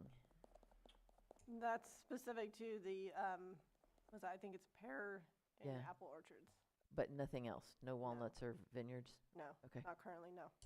And it's almost always conditional upon a neighbor complaining. Like, Yeah. I mean, that really is what it comes down to. Because if you're not taking care of your stuff, it becomes like a hub for infectious, all kinds of yucky stuff. Yeah, rats in an orchard because it's still producing. And I would say, just remembering that the difference between a licensed cannabis operator and an unlicensed one, if it's an abandoned, unlicensed grow, I mean, I do think that it sounds like the county should probably have a policy for that, like you do with other abandoned agricultural sites, and possibly whether it's licensed or unlicensed and abandoned, the impact is the same. It's just that in one case you may be able to actually track down the previous permit holder, and in the other you'd probably have to go through the property owner or whatever that is to track I think it back. getting input on regulations for abandoned cultivation sites is a different topic, but it does raise an interesting question. Does the task force have an opinion on how many years, subsequent years, opt-out should be allowed before the permit is considered abandoned? I would like to align with the state on that. What does the state say? I believe it's 2 years. Okay. If or you do whatever it 2 years in a row. Yeah, or just let's research it and align with it. Mm-hmm. It would be my Yeah, I would preference. research an aligner. I would say as long as the person is otherwise in good standing and still communicating, and there may be more than 2 years of financial hardship. Does the state have a reduced canopy option? They do. year by Yes. year? Yes. Okay. Would the task force want us to take a look and possibly synchronize with that one also? You can. Yes. Sure. Yeah, it's comes with your annual renewal, your state your renewal, and one of the options is you go through the I think Excella program or whatever it is, through the DCC. You go through the renewal, but at one point you're able to select non-operational, and I believe that's the status, they call it non-operational. Okay. And there's a 80% reduction of fees under that as well. Before we give it back to you for action, I'd like to ask a question of Angela, since she was speaking for the group of public members that identify as CAP. Angela, you said that CAP supports no changes to the program. However, currently, it's not in the code. Did you mean to say that CAP does not want it to be codified? Or that this group of public members are satisfied with the program as it currently stands? No, we're comfortable with the program as it currently stands, just to amend the code for clarification with the opt-out deadline date of June 1st. Okay, cool. Yeah. Thank you. That's Thank you. helpful. All right, and is there any other public input? Last check before we bring it back for action. Go ahead, Bill. Bill Wilson. And not really sure, but a point of order, fallowing to me is an annual crop that you disc and you don't use the ground. Non-fallowing, trees can't do that. They can't just be considered fallowing. But the question I have on the opting out, that would grow for an outdoor grow, but what about greenhouses when you get 3 or 4 crops a year? Is that opting out for one crop, or is that for the whole year? Who regulates that? Good question. So far, we've been treating it as the whole year. Okay. Yeah. But so there should be, if they opt out, there should be no grows for the whole year in the greenhouse. Correct. Okay, and does, And likewise indoors also. that's what I mean. And I'm more in indoors because you get multiple crops out of it. So is that just on the honor system? I mean, if all of a sudden, if it's a complaint driven, then if all of a sudden there's a horrible smell coming and they've opted out? We would take a look at that. Okay, Yeah. thank you. Thank you. And we would also actually do inspections anyway to verify. We do inspections as well on those sites, even if it's not complaint driven, just to verify that there is no cannabis cultivation taking place. Have we had to do it? We only do it once a year. Yeah. So, but it's a good point. We need to think about the indoors, which we don't have very many of those, that do have those multiple cycles. Yeah, good point. Thank you. Any other public input? Okay. So that is how the state treats it too. We're back to the task force. It is, since it's an annual renewal. More public. Okay, sorry. Andrew, go ahead. Thank you, Andrew Dobbs Kramer. I appreciate the county's current policy and allowance for operators to opt out. I think this is a really important bit of flexibility, especially given how much all of the studies and all of the groundwork in getting a use permit costs. It's very conceivable that an operator might invest significant funds, secure their permit, and then encounter a couple years of financial hardship, but still be dedicated to that project and not want to give up their 10-year use permit. So I think I would be in favor of codifying it as it stands and allowing, as long as the operator is paying their taxes, they're responsive to CDD and doing the other things necessary to be in good standing, they should be able to remain permitted under this limited operations, as the state calls it, throughout the life of their permit if they so choose. I mean, it would be terrible to lose your investment in your property and your permit and everything else because of 2 years of financial hardship. It'd be devastating. Thank you, Andrew. Any other hands? Seeing none, bringing it back to the task force. Opt out and reduced canopy.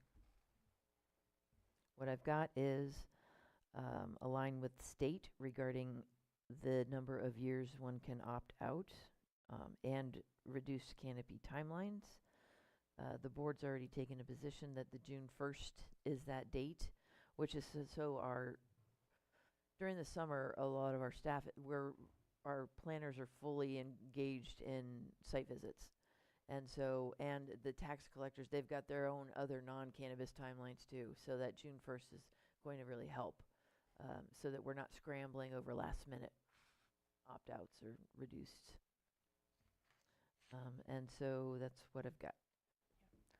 I think particularly for greenhouse and outdoor, that's pretty reasonable, because if you don't have stuff in the ground by June 1, then you're probably not going to have it. I mean, that's sort of the last date. So. Yeah, it is helpful because it's early enough that we're not totally in the thick of all of our site visits. We don't want to, it wouldn't make any sense to do a site visit and then receive an opt-out. So keep things moving smoothly. So, supports codification of opt-out, reduced canopy, and align with state regarding how many times as possible. That's what I got. Is that right? Okay, then if there's no further discussion, take a motion. Sorry, Nara's ruler just totally distracted me. Move to direct staff to research and align these two items with state rules and inclusive of June 1st deadline with inspections and inspection fees annually. I second that. Great. Got a motion and a second. Did you want discussion or are you ready to vote? All those in favor, vote aye. Aye. Aye. Any opposed? Seeing none, that motion carries. Is there anything on that next item, fallowing, that was not covered, Nara? Because it says here that member Dahlbach had to present this item. Oh, that's the one I was supposed to present, not the opt-out. Okay. Right. I think it's fallowing and then canopy reduction in canopy, and I think you all have that. All right, so is there Interesting. anything else that has to do with fallowing that we haven't already kind of I think we've got it. dealt with? Okay. Just because we're going to cross through this one and not take it up, I just want to make sure we don't have any public input on this item before we cross it off our list. So the question is, any public input on fallowing that may be outside of the opt-out or reduced canopy process anyway? Seeing none in the room, none in Zoom. Good, we're crossing fallowing off. Site reclamation bond. Haven't we been talking about this already? That one seems, is this different than remediation? And I was think probably there just, I was probably just using those words interchangeably. My bad. right, this is what we're talking about, how we already dealt with it today, the internal site checklist. Should that permittee either request or it's starting to look abandoned? I think this is separate in that we're asking for the site to be remediated, if that's the word we're using, whichever word we choose. This actually requires a bond for that work. Okay, so this is a bond to secure financing to reclaim or repair the site of a closed or abandoned. It would be abandoned. If it's voluntarily closed, they'd be doing it already. Yeah. Okay, So this, the state requires this. There are some counties that require this. I think that this is a nice insurance policy for both the public and the county, and it's a minimal cost to the cultivator. So I would be in favor of this. how much? Do you have a level? I think the I think only it's one that 5 is million, isn't allowed it, to at the be state? issued is $5,000 is the only existing bond. Oh, okay. And it's $140 to procure it. So $5,000 site reclamation bond. Yeah, and you can get that through any of the, Any questions from the task force before we take it to the public? 5,000 total or per acre, or is there any sort of? the way it's Clarification. issued from the bond company is and the way is 5,000 per site, so per APN. Which I get it, it's not a lot of money, but it is all that's offered. Not on some of our tens of acres of canopy, yeah. But if that's the max of state law, then the question is, can we exceed that? Or is that the max you can get? That's the max you can get From the at the bond county level, Okay. or research it. That's been my only experience. So during the updates to the board, it was also noted by a board member that they were not interested in having us pursue this alleyway because we do have the code enforcement violations and liens available. So I just wanted to share that with you while you have discussion. Cool. Okay, far be it for me to contradict the board. However, we also do have a finite budget in code enforcement to do that. And so any expense that's a lien, we may not get back until that property is sold. So I didn't think to say that, actually, when the conversation was going on at the board's level. So I think that maybe, let's keep this one. If the task force supports a recommendation on this one, I'd like to take it back to the board for their further discussion. And I mean, I don't mean to like put more upon my own industry. I just know that this is something that's asked for consistently in these community meetings. And if it's, it's, for me, I think for the industry, it's a good faith commitment to our community that we are going to clean these up, and we're willing to make sure it gets cleaned up. Yeah, and it differentiates the licensed growers from unlicensed. And So, yeah, go ahead, Will. Well, I just think there's, as someone who occasionally uses heavy equipment to fix a site or to do land work on a site, or also to, some of the public input I've heard directly has to do with abandoned hoop houses, for example, right? Abandoned hoop houses are among the greater eyesores that I hear complaints about, and I don't mean to put too fine a point on this. Like, I'm sure there are an array of opinions, but it seems to me that $5,000 may or may not be enough to clean up some abandoned hoop houses. If it were then also a requirement or a necessary step to then do some land work with heavy equipment, you would not come anywhere close to covering those costs. So if 5,000 is somehow a max or a cap that exists at the state level and that's applicable here, then fine. But I think it's worth pointing out that there are a couple of different scenarios that could, need remediation, and I don't know that $5,000 actually comes close to covering some of those. That's all. As I've been thinking while you're talking, the board may have been comfortable not doing the bond because although we do have a finite budget, we are also stepping up our citation and fine program. So they may be more comfortable with it going through a notice of violation and fines, which would then conceivably be recaptured to the department sooner than a land sale. Not always, but conceivably. So I'm going to leave this one up to the task force. If you'd like to make a recommendation, we'll collect it and take it with everything else. Because I've had some ongoing epiphanies while we've been talking, let's go back to the public and just see if we have any public input. Anybody in the room? Please come on up. Bill Wilson. Just to clarify, has anybody had difficulty getting bonds? 5,000 seems like a low enough, but insurance companies, federally licensed banks aren't dealing with cannabis. Are bond takers dealing with cannabis? There is not a problem with that. Yeah, I'll take the money. Huh? I said they'll take the money. But I mean, if it was higher level, would you start losing bond takers? I don't know. Okay, that's my question. Thank you. Thanks. And Lewis and Jesse, you don't have to wait for me to call on you. Just if you'd like to do public input, please feel free to approach the microphone. Yeah, hi, Louis Lincoln. Yeah, I was just thinking it'd be a good option if you have a landowner that is maybe they leasing the land and somebody does something bad and you have that disagreement. As a landowner, if I'm not getting all the revenues, but if they do something wrong as a backup to that, hey, I had to kick them out and this needs to be reclaimed, there was a bond issue that I paid as an owner that can cover some of this cost if they're liable, like you guys are talking about the taxes or about, so there should be an option for somebody like, hey, I have the land, I'm not really doing it, but I'm going to pay for a bond just in case something bad happens, and and I'm not stuck with this huge bill for something I didn't do, but I am part of it.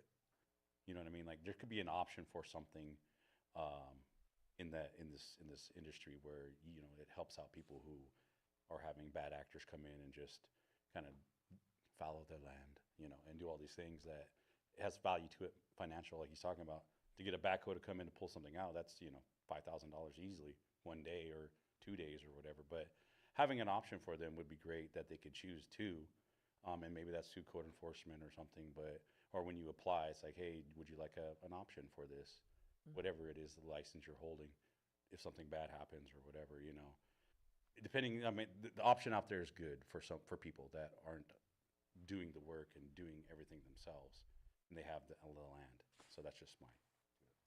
Yeah, it's interesting input because through our chapter 13, which is where, our notice of violations and our code enforcement is, the property owner is the one that gets the lien against the property or the notice of violations. So that is good to think about. Hi, Jesse Cood. I'm going to just echo kind of what the last speaker said, that the $5,000 bond is barely enough to probably get the equipment out there and maybe get a day's work out of an operator. And then also, the bonds are relatively cheap. I have friends in the construction industry, and I know in that industry you can get a bond for any amount you want. And I don't know why it would be different. Maybe that's something that should be researched to find out if there are increases that could be made to that $5,000. And then also, I think it's a great idea, just because it takes a lot of the impact off of the staff at the county. You have this in place already. You don't have to go through the process of abating the property and then waiting 5 years to recoup the money at a sale or whatever. So that's all I had to say. Thank you. We have some hands in Zoom. Go ahead, Angela. Thank you, Maria. So it's sounding like that this might come back with a little bit more information. Can CDD provide information, like historical information since 2018, on how many sites that you guys have had be abandoned and have had to be remediated, and roughly costs, so that we have numbers to look at historically?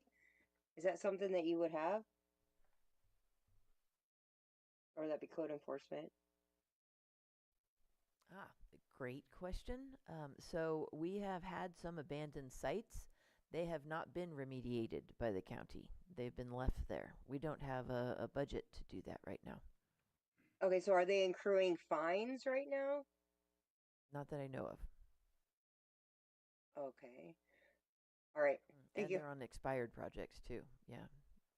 Okay, so yeah, I guess maybe that's something that needs to be looked at, and then the fines be assessed. I know the board of supervisors has been quite adamant about assessing more fines, and well, I guess yeah. Okay, thank you. Yeah, thanks, Angela. Who's next? Go ahead, Andrew.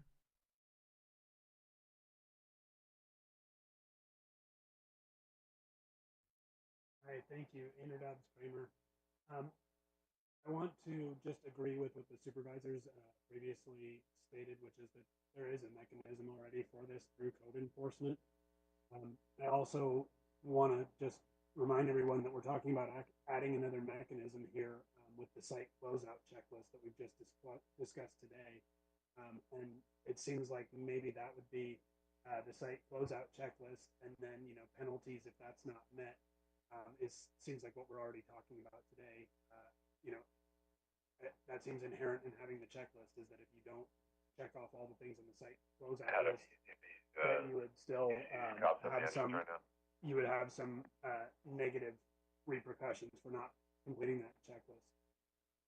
Also, I just want to say, having done cannabis licensing at the state level when Prop 64 passed and first required the bonds, it was not always straightforward to get these bonds, even though they are relatively small for the cannabis industry. Insurers, bond companies are not always super keen on working with the cannabis industry. The $5,000 bonds that are available now became available because the state mandated that we get these bonds. They were not previously available. So to mandate a new type of bond here, it may not be available on the market. We simply might not be able to go get one. Sure, construction companies can get these, lots of companies can get these, but cannabis companies were not able to access the same insurance markets as others typically.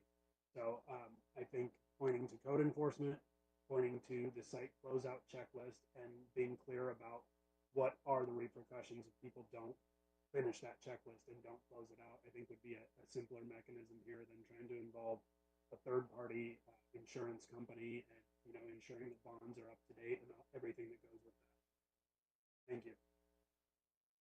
Thanks, Andrew. No further hands in Zoom. We'll bring it back to the task force for discussion and/or action.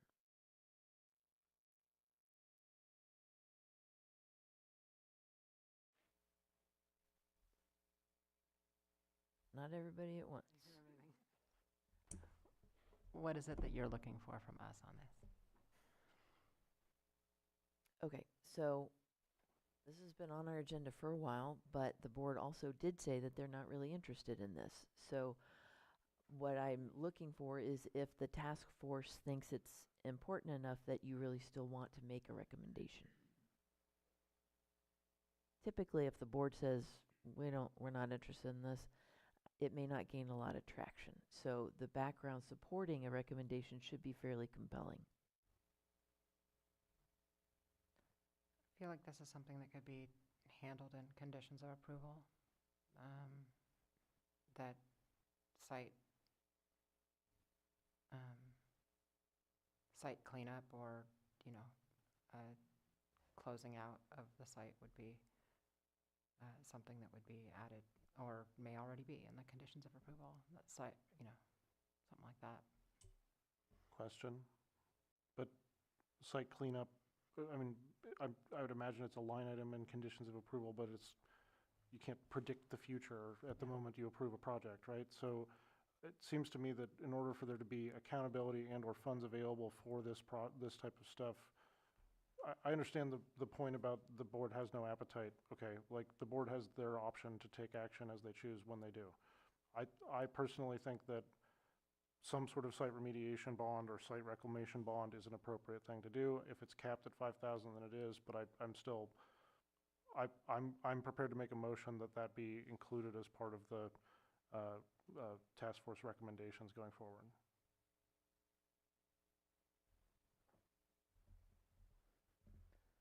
I just want to make sure we're asking people to do something that's possible, because I do remember what Andrew was talking about, helping people get licensed right as regs came through in 2017, 2018.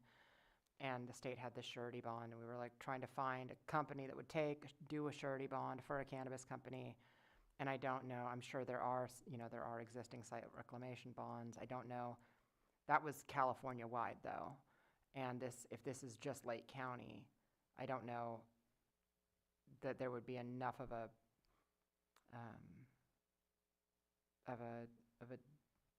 desire for there to be changes on a corporate level at a bond company if they aren't currently doing site reclamation bonds for cannabis specific. And I wonder are there site reclamation bonds in the existing code for hemp or for any other use in the county that would be We do have them similar? for mines. Yep, and geothermal. And hemp does require a bond. A reclamation bond, site reclamation? Mhm. Okay.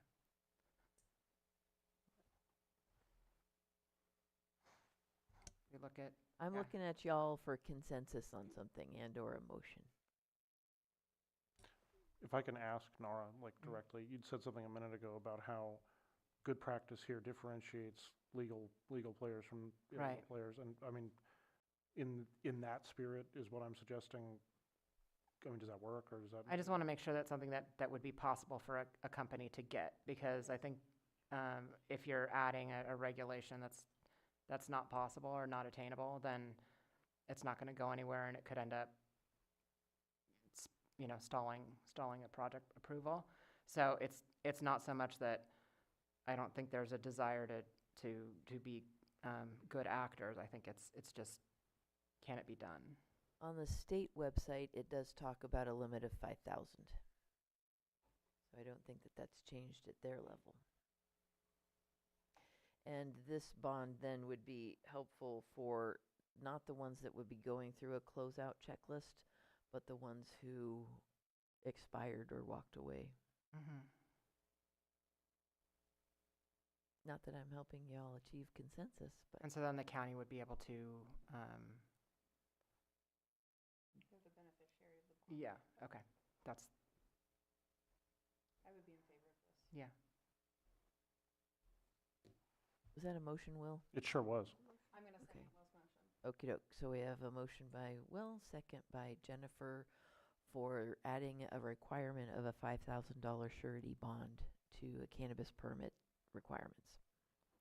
All those in favor? Aye. Is there anyone opposed? Motion carries.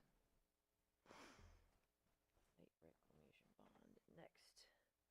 So if we keep going down this list, we've got method for calculating canopy, preservation of view sheds, and I'd really like to have Robert here for that one. And then prevention of permitting where previous unpermitted land modifications and violations occurred. We may be able to tackle that. I mean, That one was a Holly one, so I'd like to make sure Holly's available to speak to it. For which one? The last one, 18. prevention of permitting where previous unpermitted land modifications and violations occurred. Holly, are you able to speak to that one today, or am I wrong? I thought that one was from your list. Is the mic on? Yep, I can hear you. Okay. That was on the list. The list that I gave to you was a compilation from a number of people. So I am aware of some of this, but there are other people that would be able to specifically address situations. So probably if it could go to like the upcoming meeting, that would be helpful. Okay, cool. Thank you. 16. Method for calculating canopy. Let's see, how much time do we have? We have 20 minutes. Can we do it in 20 minutes? Okay. As well as public comment. State stuff on canopy, right? Yeah, general public comment for non-agendized or otherwise, Yes. yeah. That's Yeah, just well, shouldn't take too long. All right. I'll hand it over to Mary. Method for calculating canopy. I do know that this is something that we have encountered as an issue this last year in particular, where we have found someone cultivating outside of what we thought was the approved canopy area, and they came back and said the state changed the way that they're assessing their canopy area, and so they had to increase, or the state said they weren't even qualifying for their license. So now I'll hand it over to Mary. So yes, that's correct, what Mireya had mentioned. Staff has gone out on annual inspections just to see the areas in which cannabis is grown being ultimately doubled in some places. And it's due to the state regulations and the state kind of changing how they identify canopy, whether it be just one blanket area, canopy within a cultivation area, or canopy with rows, or canopy with rows and aisles. When we took this item to the board had simply stated they want to see two calculations: canopy within a cultivation area. No other kind of aisles and rows were of interest. They wanted that whole area to be a taxable area for canopy purposes. So with that, we have the state definition of canopy attached to the agenda, and then also the Lake County definition of canopy attached. And this is something that we really want to kind of narrow the scope on and align with the state, but make sure that we're applying it in a way that we can all understand in a generality.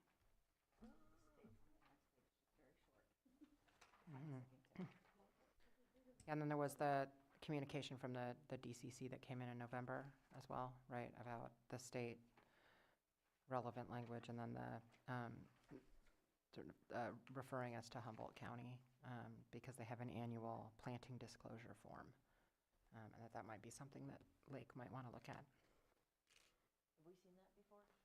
Yeah, I think so. I forwarded it back in, would have been November 13th.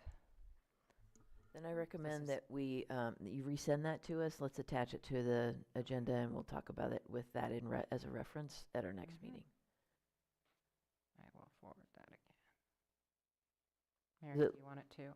Yeah, it looks like it should be kind of an easy fix. We want to make sure that we're in lockstep with how the state is doing their measuring. So I had further discussions with a number of the supervisors on this, because this is something that we had policy on, and then it changed to mirror the state. Therefore, we were only being taxed on our canopy and not our empty walkways. And when I had a conversation after that particular meeting, that recap meeting, and there are some people that are abusing the system and saying and requesting that their canopy is measured by the size of their individual pots. And that is not how the state intends it. It is a discernible planted area, so it is an entire row, not pot by pot, even if there's spacing between those pots. And so I think that if we just stick with the state canopy and recognize that 99% of the actors that are licensed are, doing it as intended, and that it's, a premise that will contain mature plants at any point in time, I think that we should continue with that modification because it has huge tax implications, and may greatly affect participation in the program.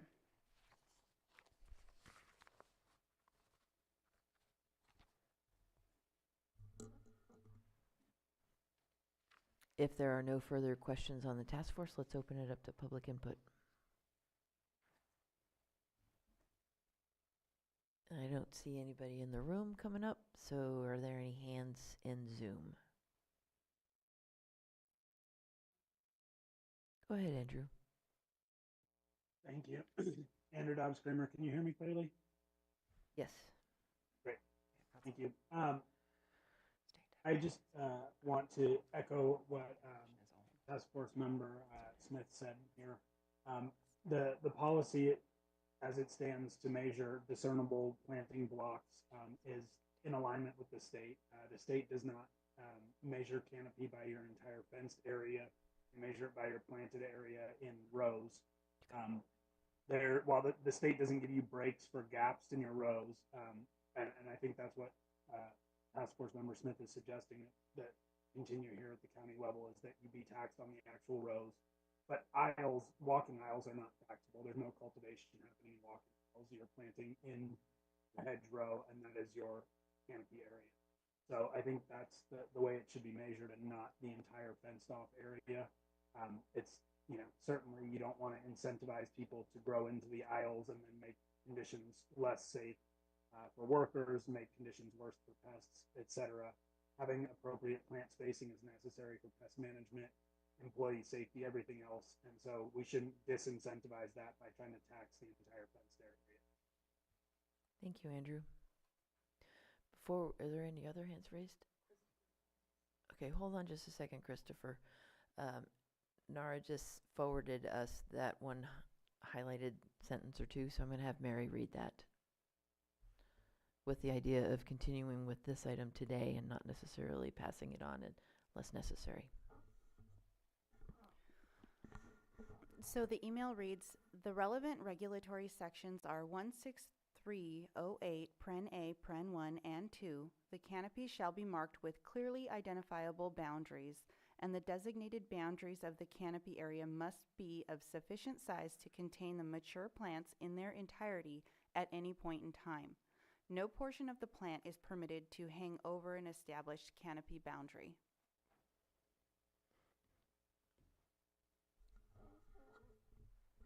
Thank you. Any further public input? Hands raised?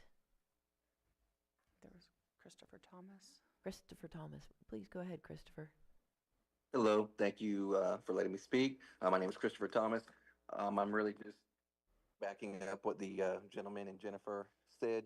We've been inspected, I guess, 4 times now by the state, and every time they do the measurement, they tell us they go from T-post to T-post on the row and all the way down. And that's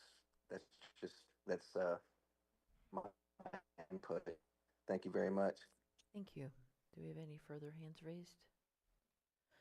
So bringing it back then to task force, the recommendation that we're looking for is if you want to go from this 8-line, 9-line description of canopy that is current county to the state definition, which is that one sentence. Or the state code potentially that was quoted. Yeah, coincide to sync up with state code. I move that we calculate canopy in alignment with the state's calculation policy. We have a motion. Second. And a second. All those in favor? Aye. Aye. Aye. Are there any opposed? Okay, that one passes. Cross one off. So we've got 17, which is not today, because I like Robert here. 18, which is not today, because we need other people here.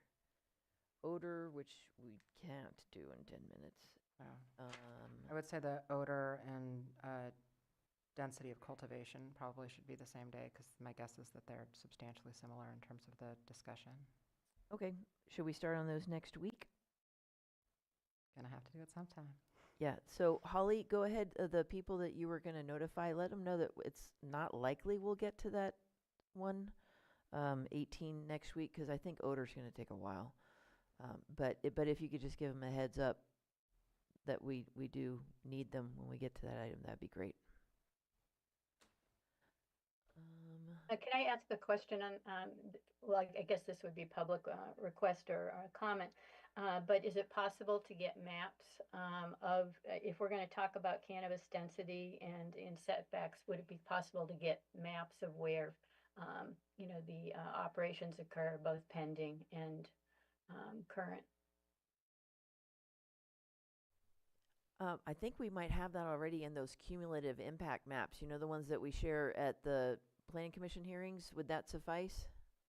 Because that kind of has a size of a light. Probably. I've only seen one of them, I think. Yeah, it does have like identification. The size of the dot varies according to the size of the permit. And so you'd get sort of a feeling for the size of the permit as well as its location. That would be great. If you could have maybe a map with an overview and then some of the different areas, that would be wonderful. Okay, well, we can definitely wait. I didn't hear that last part.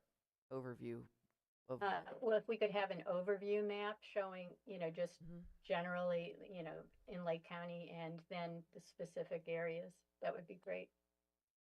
Yeah, we would have that on GIS, so we could zoom out or zoom in as Okay, needed. that would be wonderful. Okay, yeah, we'll do that.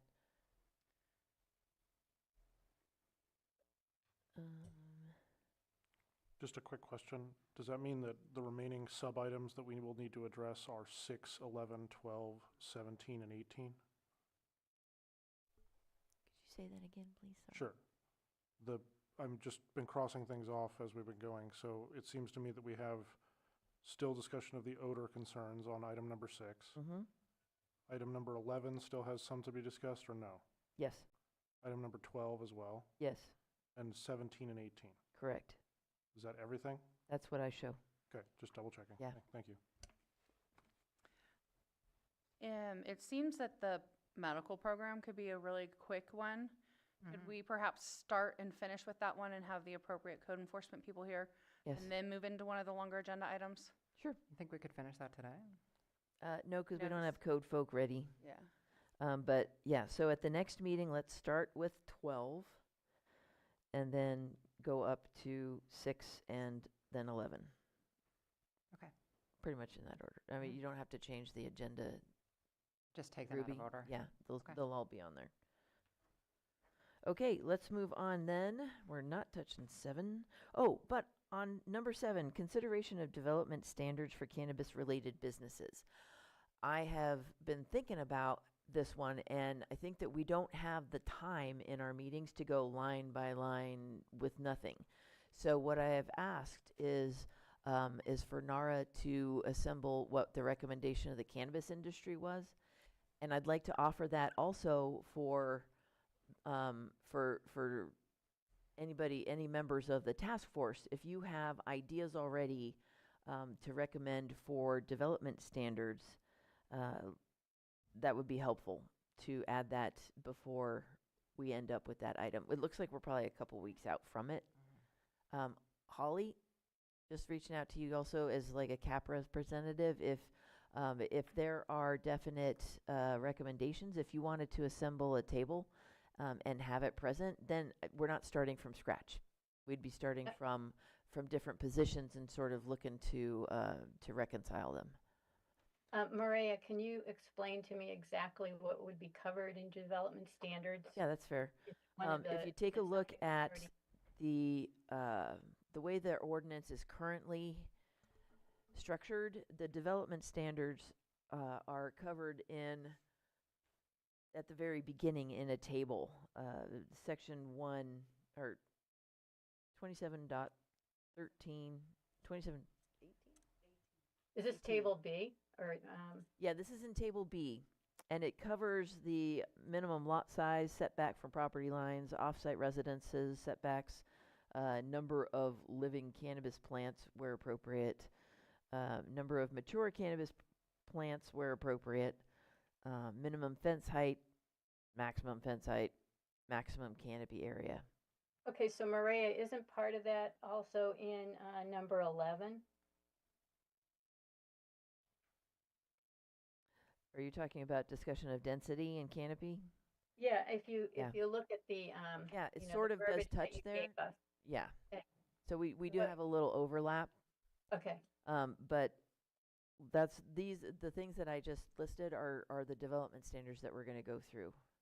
Okay, so would we include the parts of 11 that include the development standards in just the development Yeah, standards I section? think that would be And appropriate. there was a request to remove from down to 20 feet or something in lot sizes for 3-1A. Yes. I mean 1A and 1B. Yes, and also keep in mind, it may be appropriate for other business types, cannabis-related business types. One of the attachments in today's agenda packet is the staff report from the board. So it shows the recommendations previously that the board was amenable to on different cannabis-related business types. So please consult that section as well and add in any development standard recommendations you might have for those as well.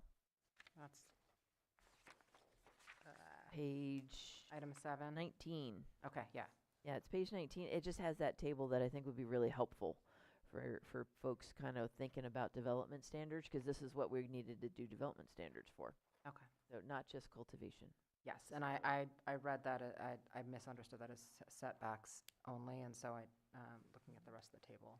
Well, if you keep going through this, most of the stuff we've already gone through. Mhm. General requirements, application, all that stuff. So what we're looking at is this table of development standards, is my understanding. If the task force wants to change that or has a different understanding, feel free to let me know. Holly, is that something that you might be interested in doing? Because ideally, we'll have it as part of the agenda packet, so people have time to review all input on that. We can do that. So just so I'm clear, I'm just going to take that specific table that's currently in the ordinance, and we will look at those specific things. It's nothing other than that. That is my understanding, and I think I saw nods at the task force. Yeah, so that's what we're looking at as far as the columns go. But as far as the lines go, you'll note that what it currently exists is only for cannabis cultivation licenses. And so then I would ask you to refer to page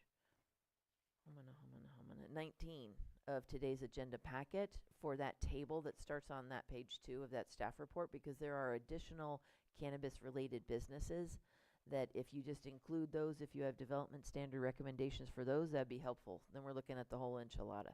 And that's the table that you have on the cannabis webpage, correct? It has all the permit types and the Not, if you Not the mean permit Article types, 27, no. I mean the staff report that has all the new business types that have not yet been added to the ordinance. Okay, I got it. I've Okay. got it. I'm Okay, adding good. that down. I do want to point out one thing, though. A number of times it's mentioned that the board feels this way or the board feels that way, and I do want to point out that there are 2 new board members, so that may or may not be true. Okay, thank you. We just have a few minutes left. Let's go on to public comments. If there are any comments from the public on items that are under the purview of the Cannabis Ordinance Task Force but are not already on the agenda, please approach the microphone or raise your hand. Seeing none. Okie doke. We will go ahead and adjourn this meeting. Thanks, everybody, for coming. This was a good Thank you. time.